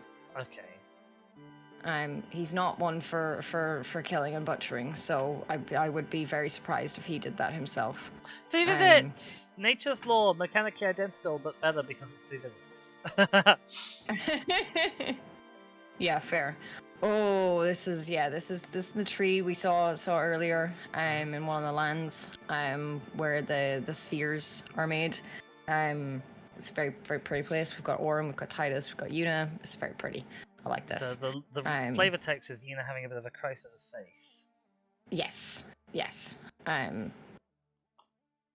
Yeah, because like I think this might be the point in the game where Titus finds out that Yuna's gonna die, and then everyone else knows Yuna's gonna die, and he didn't realize, and he's just like, stay, and she's like, well, even if I was with you, I could never forget. So yeah, that's sad. Collective effort. Collective effort. This is them coming down from the airships into different places. We fly in an Albed airship at one point. This is a level in Sonic Heroes. It does look like a level in Sonic Heroes. That's true. We've got escalates. Tap it on tap creature you control. Pay this cost for each mode chosen beyond the first. So choose one or more. Destroy target creature with power 4 or greater. Destroy target enchantment, and put a +1/+1 counter on each target creature player controls. Yes. So this is a reprint. So this escalate. This is like what I was comparing that tiered ability to before. This is more what I'm sort of used to, where it's like you have a base cost that gets you 1, and then you pay an escalate cost for the second and third and fourth and so on. Whereas I think tiered is you get 1, you just choose what you're paying. Yeah, I think so from what you said. Oh, this is their moment in the lake. It's beautiful. That clothing is going to be soaking wet. Why did they not take it off before they went? Because age ratings. So this is Yuna's decision. So a crisis of faith, as we were just talking about minutes ago in the same place.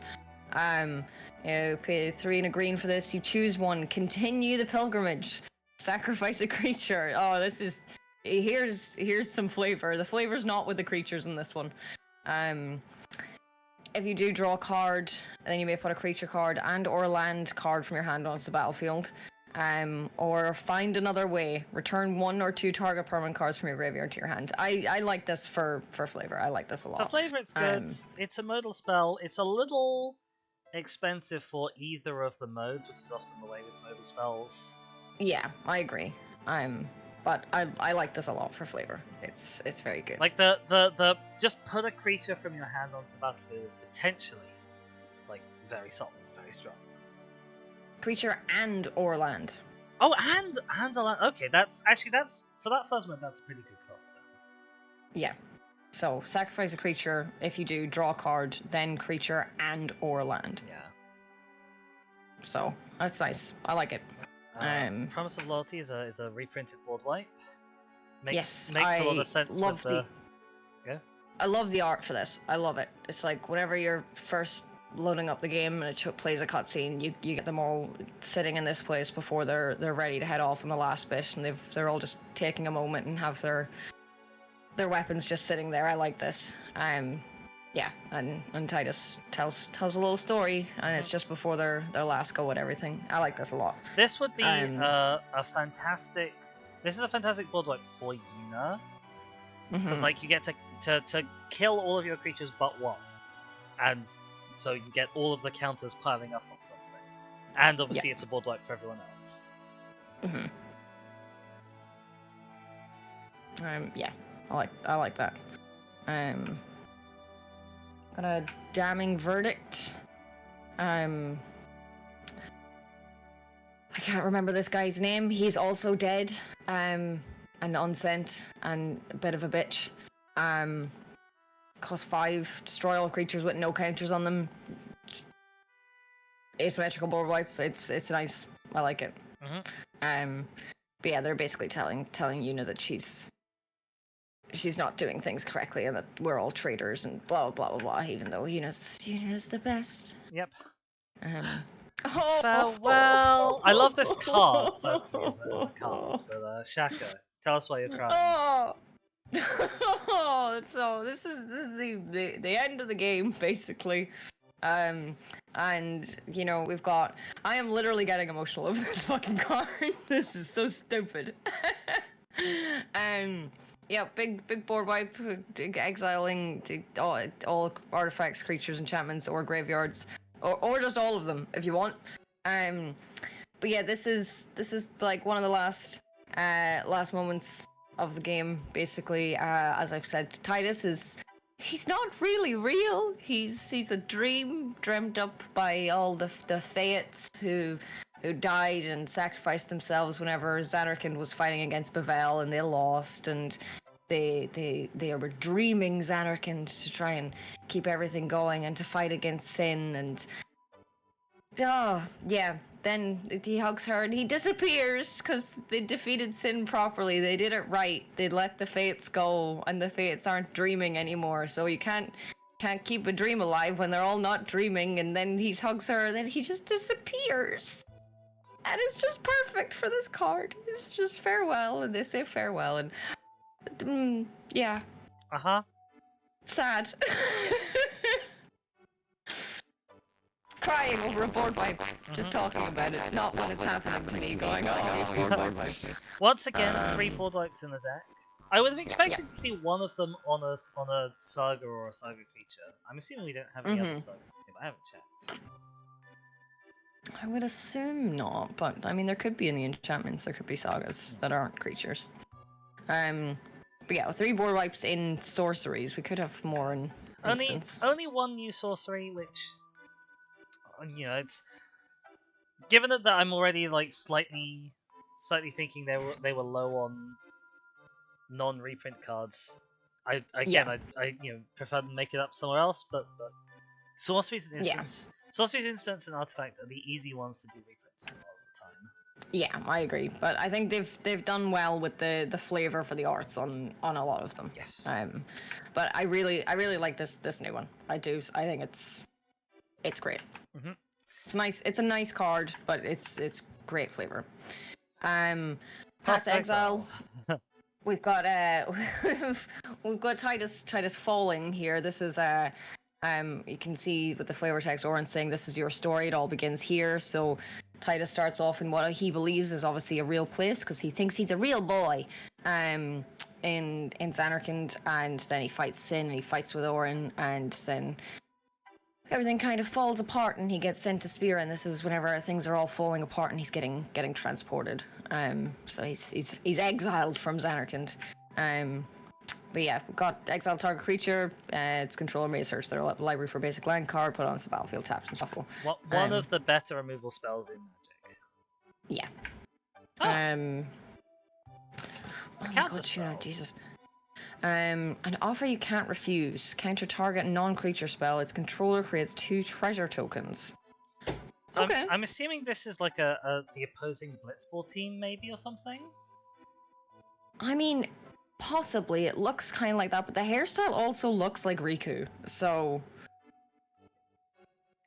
they are, whoever they are wearing a chastity belt as part of their uniform. Yeah. But yeah, it's nice art. I can't exactly really tell what's going on with it. I got an offer I can't refuse earlier today. I don't know if you were there for it, Jacko. No. That must have been game 1. It must have been game 1. Yeah. Oh, this is cool. I like this. This art almost feels a bit more anime than some of them. Yeah, especially with the style of it, really. But yeah, protection magic. Yuna's obviously protecting our boys. With her light magic, armor of light. Yeah, you put a shield counter on each of up to 3 target creatures. If a creature with a shield counter will be dealt damage or destroyed, remove a shield counter from it instead. So, So this get is shield not a counters reprint. out. I thought this would be a reprint, but this is not a reprint. This is not a reprint. Okay, that's interesting. I like this then that they've put a specific new instant in with counter stuff. Is protection magic the name of like the spell in the game? I don't think so, but like Yuna is a white mage, and they are all about healing and protection magic, really. So it makes sense. Yes. So it makes sense, nice... like flavor with Final Fantasy in general. Yeah, this is nice for Tidus with the interest. Like I said, the high quality of the interest encounters Tidus likes. Yeah, because like Tidus can work with all counters. Pull from Tomorrow. Is this a reprint? This is a reprint. Pay 2 blue, and you can play X, then pay X, draw X cards, then discard a card. Yeah, you've got a picture of Tidus's dad here. This is Jecht. We're looking back in his past, which I think is interesting that it's pulled from Tomorrow. I guess Tidus is the Tomorrow. But yeah, it's I like the art in this. It's nice. And this is the gem tape recording that you were telling us about before. Yes. So it makes sense that we're seeing him, because we're seeing him as he was 10 years ago before he disappeared. Which is nice. Oh, destroy evil. It's a 2 cost. You choose one. Destroy target creature with toughness 4 or greater, or destroy target enchantment. And Yuna is in the middle of sending Seymour here. She is destroying evil. Which she should have done fucking ages ago. Get wrecked. But yeah, as you can see, so it is you after all who will send me. But even after I'm gone, Spear's sorrow will prevail. Because he's like, see, he wanted to become one with sin and rule, and he could make sin better, and things would be fine. Shut up, you stupid little could fix fucker, him. man. I can fix him, yeah, about the big fucking flying weird lizard creature thing. Yeah. Maybe he just really liked. Maybe we should actually be shipping Seymour with Tidus' dad. Maybe. Got Endless Detour, I assume a reprint. I would guess so. Green, white, and blue. Owner of target spell, non-land, permanent, or card in a graveyard puts it on their choice of the top or bottom of their library. Interesting. That is interesting. It's a bounce or a counter, but not much of a counter, or a recursion. So it's like nicely modal. It can do a lot of different things. 3 mana is maybe on the upper end for most of those things. But not terrible. But 3 colored mana is slightly obviously more awkward than just like blue and generic or whatever. Yeah. I like what they've done with the flavor text and the art to do with Endless Detour. This place with all the lightning and stuff, I felt like we were going through it forever because you had to keep trying to avoid the lightning. And we've got Riku front and center because she is terrified of the lightning and she just wants to stay inside and not go. So yeah, I like this. I'm glad that it's a flavor win for you, because this is one of the rare like mechanical ones that I'm like, is that so much of a wonderful fit? But if it's a great flavor win, then yeah, I like the flavor based on the name of the card and the art and the flavor text. It makes sense. I'm being knocked for.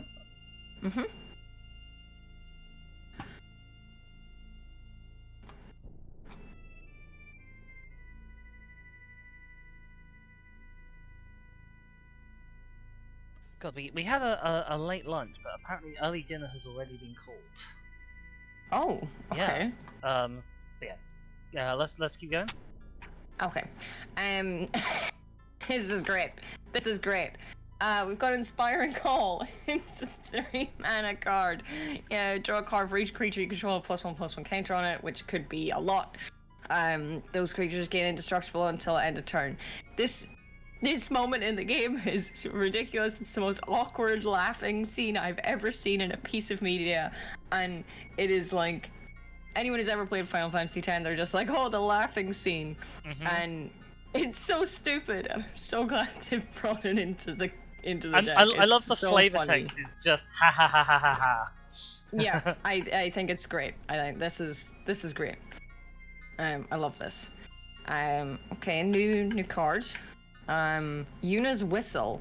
We've got 3 mana for reveal cards from the top of your library until you reveal a creature card. Put that card into your hand and the rest at the bottom of your library in a random order. When you reveal a creature card this way, put X +1/+1 counters on target creature you control, where X is the mana value of that card. Oh, that's pretty sweet. Yeah, I like this. Green This has is nice. Green has a few of these abilities, like reveal cards until you hit something, either a land or a creature. Maybe always, I don't know. But it's nice that this one comes with like potentially a considerable upside. Yeah, I like this. This is nice. It's nice art as well. And that's it for our instance. It's interesting actually to have this on an instant as opposed to a sorcery. Yeah, I agree actually. Like it's functioning basically almost as a combat trick. You're getting a +1 card to replace it like a cantrip, and it's putting some counters on something in instant speed. Shall we go have a look at the pretty Soul Ring. So we have. I was wrong about what I said about the Soul Ring the other day. So the Soul Ring, is the save orb. It's where you go to save your game. Ah, yes. That's what it is. So it's a little orb, and it's got a ring around it. And that's where you save your game. That's what our Soul Ring is here. I think it's nice. I like it. It's good. While we're here, shall we have a look at the Arcane Signet, as we're on the right page for it? Oh yes, I mean I've left the thing now, but we can skip on to Arcane Signet. We'll move this, assuming there is an Arcane Signet. There is. There is. Okay. Let me see. Arcane Signet. Oh, it's Titus's necklace. That's cool. I like that. Is there lore behind his necklace particularly? Not particularly, no. But like, I find like with things like that they've done with Arcane Signet and like things like that, they seem to just pick out pieces of jewelry. So like, because they did that with Kefka, with his earring, I think. So I think this is a nice thing to have done for it. I can't specifically think of anything else really that would have flavorfully worked with this. So makes sense to me. We will tabletop. leave that one till last. Right, Everflowing Chalice. I assume this is a reprint. This is a reprint. It's among other things. It's in the 40k. This costs 0. Multi-kicker. You may pay an additional 2 any number of times as you cast a spell. This artifact enters with a charge counter on it for each time it was kicked. Tap, add 1 mana for each charge counter on this artifact. Oh, I like this. So it's at its base. It's a 1 mana rock for 2, which is fine value. As you go higher up in value, it's a less good rate of return. Like 3 mana for 6 isn't wonderful. 2 mana for 4 isn't amazing. But this is a staple of proliferate decks because every time you proliferate, you get an extra mana out of this. Yeah. So yeah, I really like this for this deck. Interesting that there's only 3 rocks in this deck. Yes. Yeah, we've seen decks that have loads and loads. But yeah, this is the art from this is the little pedestals that you have in the temples where you do the trials. And you have to put orbs in these and you have to move them around, and half the time I was just guessing. Oh dear. Honestly. And being directed. But sometimes I figure it out on my own. So, but yeah, I think this is nice. It makes sense to me with the art. And finally, the thing we've all been waiting for, I think. Blitzball is here. Blitzball Stadium is 1 blue and X. When this artifact enters support X, put a +1/+1 counter on each of up to X target creatures. And you've got go for the goal, which is pay 3 and tap. Until end of turn, target creature gains whenever this creature deals combat damage to a player, draw a card for each kind of counter on it. And it can't be blocked this turn. What do we think? Is it capturing It makes flavor? sense to me. It makes sense to me. Like, whenever you get the chance to go for the goal, a lot of the time, like, if you've done things right, you're going to get the goal and it won't be able to be blocked. It makes sense. And the support feature works because, like, there's different things to do in Blitzball rather than just, passing a ball around. People have different abilities in the game. You can support each other. You can try to be attacking other people, basically. This works. I don't know how they could have managed to bring sport in this silly sport into Magic in any other real way. Like this makes sense to me. Fair. I like this. Oh, I'm glad it works for you. Having read it, As a card, I don't know that it's great as a card. It's fine, I think. I think but as it a works for me. card, it's potentially. I quite like it as a card. Again, it's something you'd want in like a more slightly Tidus focused decks with different kinds of counters that do things, maybe. Because obviously for this you want more like lots of different kinds of counters on the thing. Yeah. I That's the thing. You could also just like move random counters that don't do anything for a creature onto that creature, and then just have it with this. Yes. So yeah, get good draw off that. It's fun. I like it. It's something that it wouldn't be amiss in. Like like my my war dog today, or any commander who like has a counter that isn't a +1 counter. If you play this for X = 1, then it's 3 and tap for unblockable, and when this connects, draw 2 cards, which is like that's solid value. That's good. Yeah. I think it gets worse the more X is. Because it has to be a different creature. You can't just like stack a bunch of +1 counters on one thing. Yeah. But you don't play it for that. You play it for something that has like a couple of counters on it, at most, and then you just draw. You make a block and you just draw some cards each turn, like for 1 mana, and then 3 each turn. That's fine. Yeah, like the support is fine, but like the go for the goal, it's only for target creature. It's not even for the ones that got the +1/+1 from the support. So like, yeah. But no, I like it. I think it's good.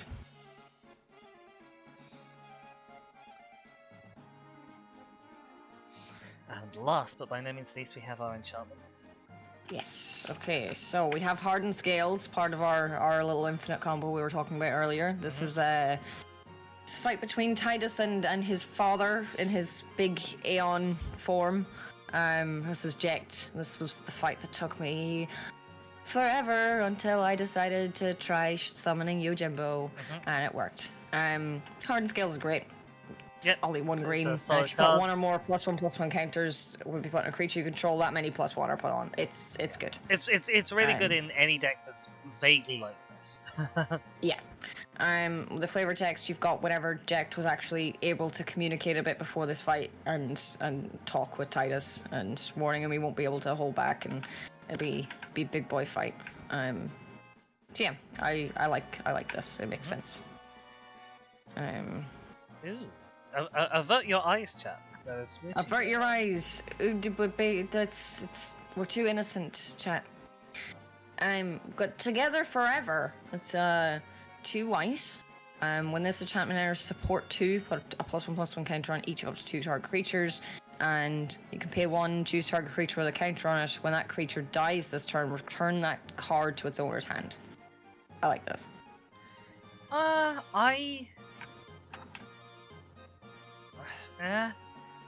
like this flavor-wise.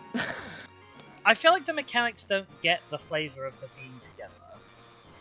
Because, like, okay, it's got support too, sure, but you're just returning one thing at a time, and it's I guess. independent of the other one. Yeah. In terms of how strong it is, I mean, it's only 2 mana. Yeah. It's not expensive. I don't think I'd find a slot for this in the deck.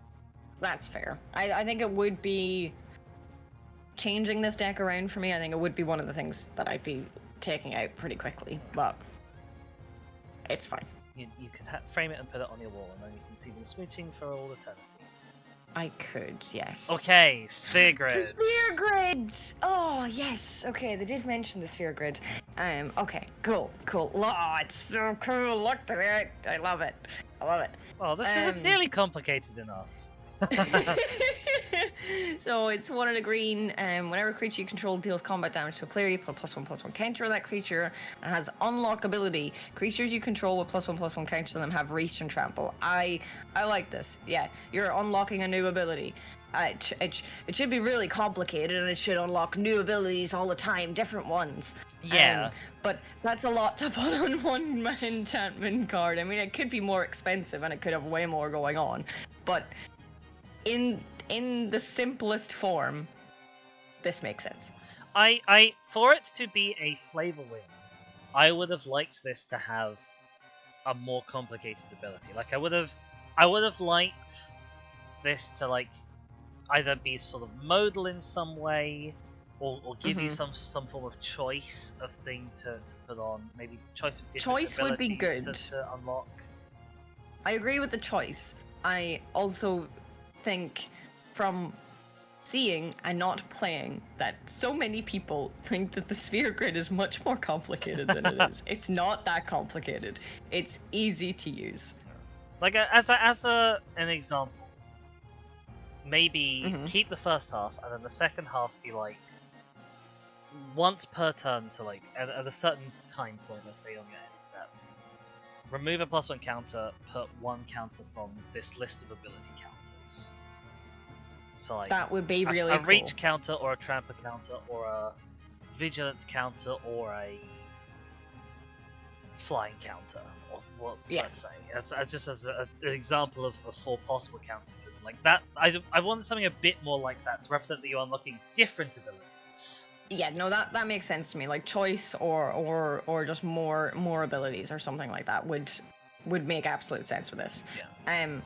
I love the art they've done for this, because like it's looking a at good looking card. the Sphere Grid, like in the game, like, you know, it is what it is, but like they've made this pretty for what it is. Yes. I enjoy this.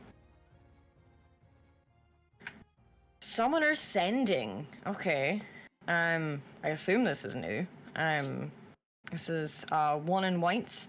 At the beginning of your end step, you may exile target creature card from a graveyard. That makes total sense. You're killing the killed thing. You're sending it away. If you do, create a 1/1 white spirit creature token with flying, put a +1/+1 counter on it if the exile card's mana value is 4 or greater. I mean, it's fine. The flavor is in the exiling it from your graveyard. That's Yeah. where the flavor is. That's all where the flavor is. You're sending your card from being dead to the far plane. Yeah, I feel like the second half feels like a flavor fail to me. Yeah, the second half I'm like, whatever. It's whatever.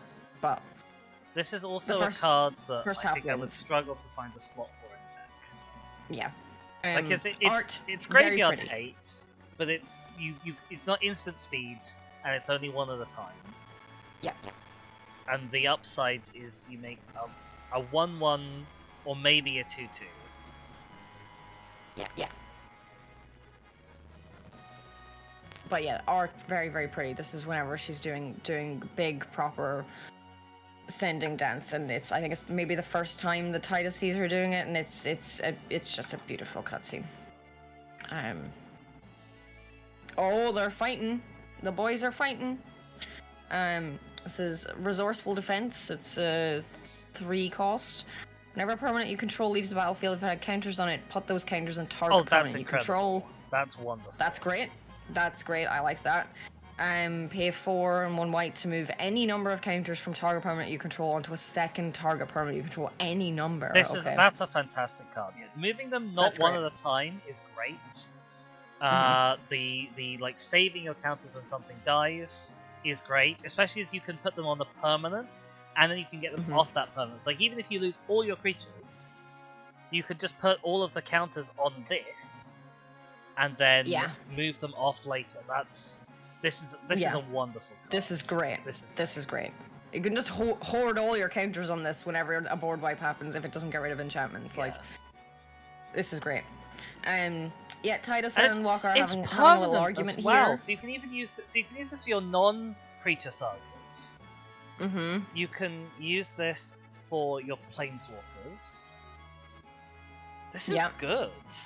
This is a really good card. It's only 3. Like I know the cost for its ability is 5, I think 3 is probably about right. There's a 1 mana artifact called the Ozolith that is similar to this. I will go and get it for people on my stream. That is, it's whenever a creature you control leaves the battlefield, if it had counters on it, put them on the Ozolith. And then at the beginning of combat on your turn, if the Ozolith has counters on it, you can move all of them onto a creature. So it's for just creatures, but it's 1 mana, and it's like sort of, it's a bit all or nothing. Now the Ozolith is much too good for its rate. You can see that it's like a $35 card because it's just such a good card. So the Ozolith is probably too good for its mana rate. I think 3 is probably about right for this. I think 3 is a much better, sort of mana value for this. Yeah. I like this a lot. But yeah, Titus and Walker are fighting. Walker is very, yes, Yevon, yes, religion, and yeah. Titus doesn't understand. He doesn't come from this world. Yeah. Poor boy. Bred for the Hunt. Excellent draw. It's a good card. 3 cost. Whenever a creature you control a +1/+1 counter on it deals combat damage to player, you may draw a card. This is great. Yeah. This is a fight between Kamari and his brothers. Biron and forget the other guy's name. But yeah, they make fun of him. Kamari's a bit smaller. He lost his horn to his brother, and he's having this big fight, and he's like telling everyone not to intervene, and then he'll do it himself, and he does it. He's a big brave boy. I like this. It's very good art. I like this a lot. Fight rigging. I see. Fight this rigging. Is a reprint. Okay, this we've got 3 costs with Hideaway 5. When this enchantment enters, look at the top 5 cards of your library, exile 1 face down, put the rest of the bottom in a random order. At the beginning of combat in your turn, put a +1/+1 counter on target creature you control. Then, if you control a creature with power 7 or greater, you may play the exile card without paying its mana cost. Yeah, it's a good card. I like it. This almost feels like it could have been in the Cloud deck as well. Yeah. Was there much rigging of Blitzball going on? So as you can see that someone's got their arms around Yuna. So while they were playing Blitzball, this is the Albed kidnapping Yuna. So it's more a rigging of being able to kidnap Yuna through Blitzball. I see. Okay. Than a rigging of the actual game. So yeah, this makes sense. It's nice. Path of Discovery. Again, I assume a reprint. Yes. This is 4 cost. I think this must be in the Merfolk deck. Oh yeah. Whenever a creature you control enters, it explores. Reveal the top card of your library. Put that card into your hand if it's a land. Otherwise, put a +1/+1 counter on the creature. Then put the card back, or put it into your graveyard. Oh, it's not in the Merfolk. Love exploring. It's what? Sorry. It's not in the Merfolk deck. But really? It's from Ixalan, which is obviously like where the explore mechanic comes from and where the deck comes from. I like explore as a thing. I like counters, so of course I like explore as a thing. Yeah. But yeah, this is nice. I can't remember exactly where this is on the road, but it's nice art. Last Jesus. card. Oh boy. Haha, wow. Wow. Yeah, so big destruction going on here. We've got 5 costs. Whenever you cast a spell, proliferate. Just whenever you cast any spell, proliferate. Oh boy, yeah. Just things getting bigger and getting bigger and getting bigger. Yeah. Yep. Oh boy. This certainly works in here. It certainly works. I imagine that combos quite nicely with the one that draws you a card whenever it gets a counter on it. Was that Feather Mage? Yeah, Feather Mage. So you cast a spell, you put a counter on this with your proliferate, you draw a card to replace whatever you just cast. Keep doing that for a while. I know there is a bit of draw in here. Like there's a decent bit of draw in here, which I like. So I will be replacing one of the lands with a Reliquary Tower. Because I don't want to get all this nice draw and then have to discard things. It's not for me.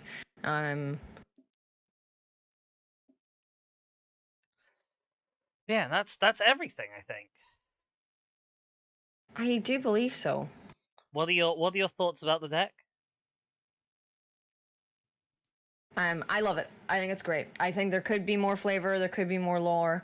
But as a whole thing, I think there is a decent bit of flavor, and yeah, I think it all works. I think my thoughts haven't really much changed since the creature segment. Like I would like a little more. I would like a little more Final Fantasy-ness in this, and in particular, I'd like more summons. But yeah, I would like more summons. I agree. I have the same opinion there, but overall opinion, I'm very happy. I'm very happy with this. So I'll ask you the same thing I asked about the Cloud deck. Having done the breakdown and having looked at it, does it change how you feel about having one on pre-order? I'm so happy. Excellent. Like I said before we even started into this, if we had come to this deck and it was shit, I would have still been okay with the fact that I'm getting this deck and that you've bought it for me as a present. I would have still been fine with that because I love Final Fantasy X.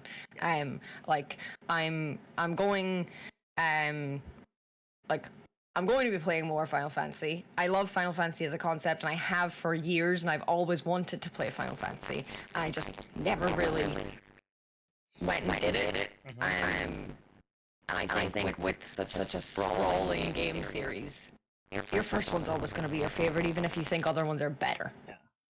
You know what I mean? Like, this is always going to stick with me. I have some weird things attached to Final Fantasy X, but it's still always gonna stick with me as I love it. So I think the only certain people will know what I'm talking about there, but it's fine.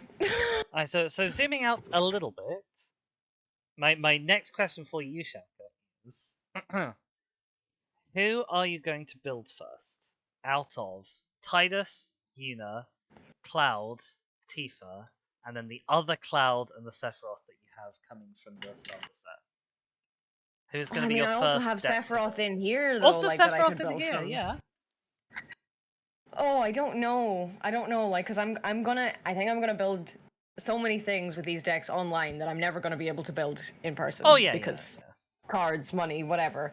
But I don't know. I think maybe Yuna and just like do what I did with the Squirreled Away deck, where people were like, there's not enough squirrels in this, so I put all the squirrels in it, and we've said there's not enough summons in this, and I'll just put all the summons that are able to go in a Yuna deck in it. And I'll have a great time. What about you? I don't know that I'm going to build any of these like super soon. I would. Yeah, I get that. Once the previews are finished, I probably would like to build Yuna and or Tidus. I'm almost certainly going to go away and put some cards into decks I already have. Yes, there were a couple you mentioned. Yeah, like Yuna is such a good fit for my 5th Doctor deck. Like, she's a mana dork. The deck loves mana dorks. She does +1 counters. The 5th Doctor loves +1 counters. It would be almost silly not to. Yeah. To put her in that. Yeah. In terms of who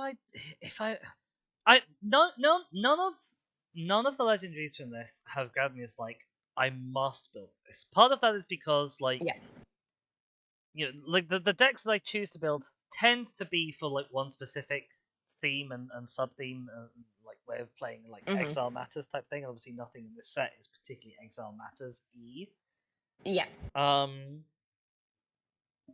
If I had to choose who I'd build first, as a commander, I think I'd narrow it down to Tidus and Yuna or Sephiroth. Would I build Setzer? Oh yeah, you were talking about Setzer before. I wouldn't build Setzer first. Yeah, I'd narrow it down to those three. So let's go grab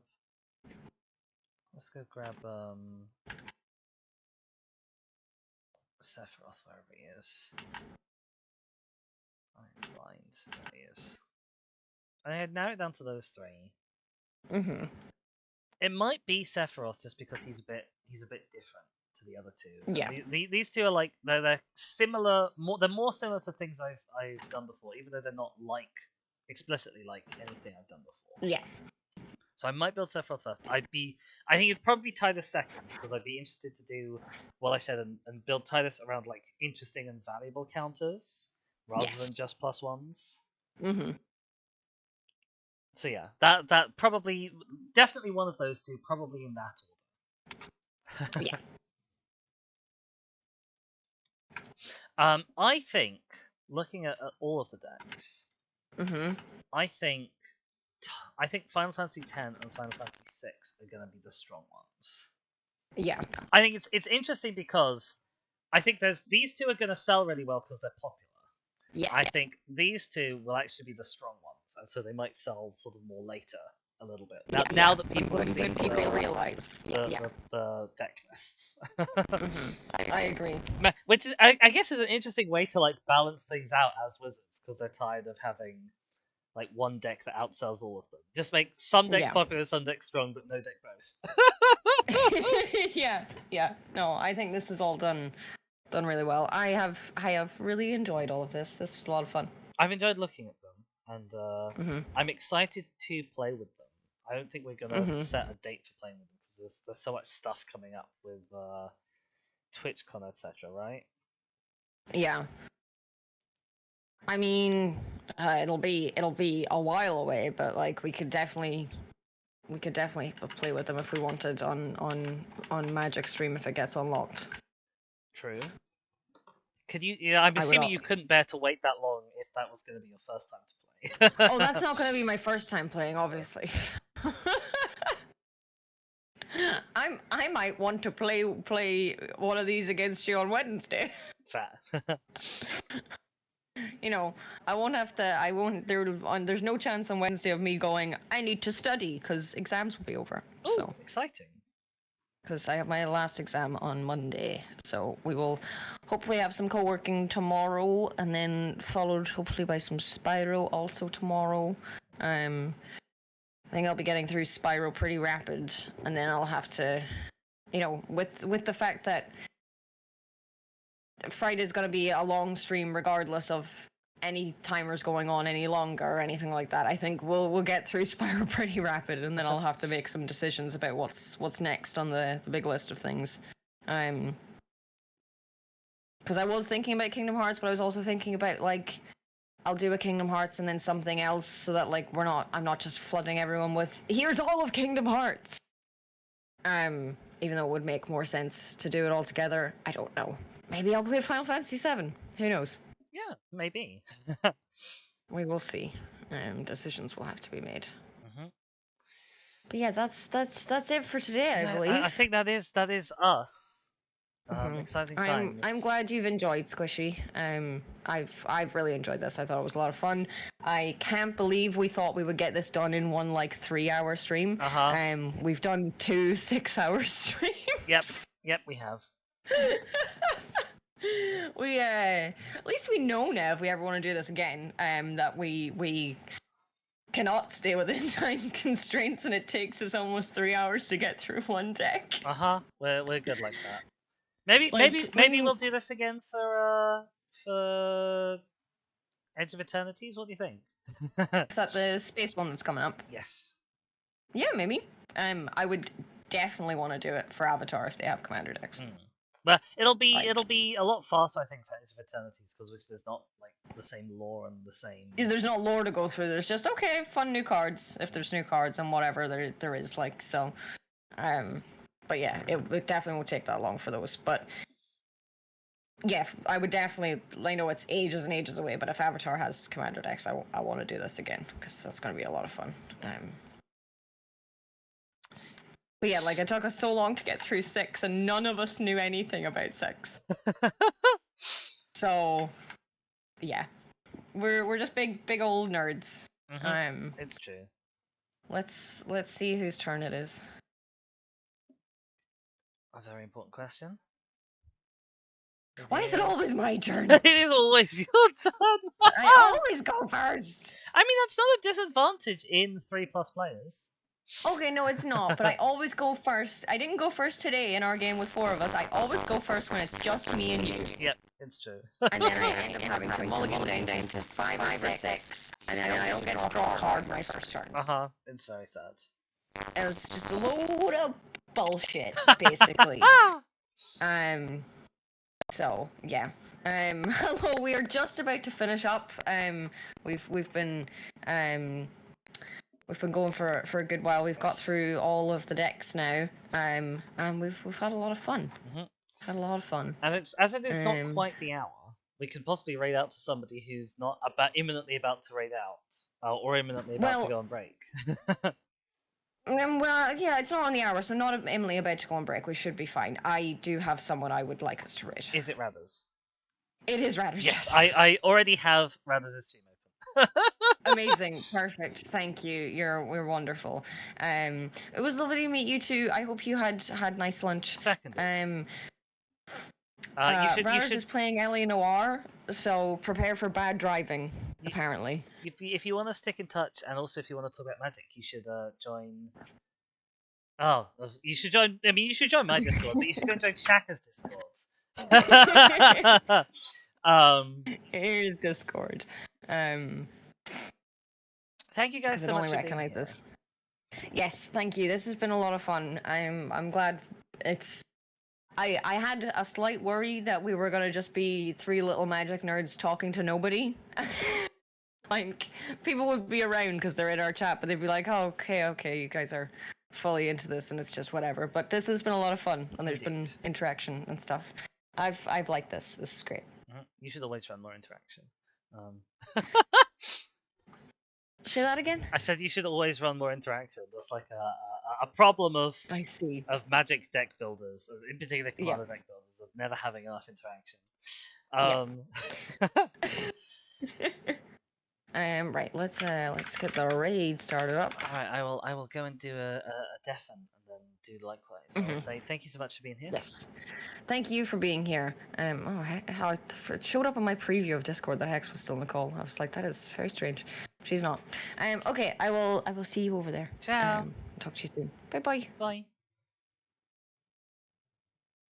All right, chat. We've lost the music at some point. I didn't notice, but we are about to be heading off to Rathers. RADDERSS Rathers. There we go. Raid is up and running. Y'all be good. You'll go say hi and do lovely things. Rathers playing L.A. Noir, which is a game that I am honestly unfussed by, but I think. Oh my god, Rathers literally just about to go for break.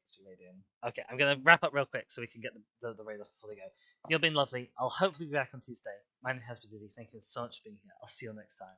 To everyone, bye bye.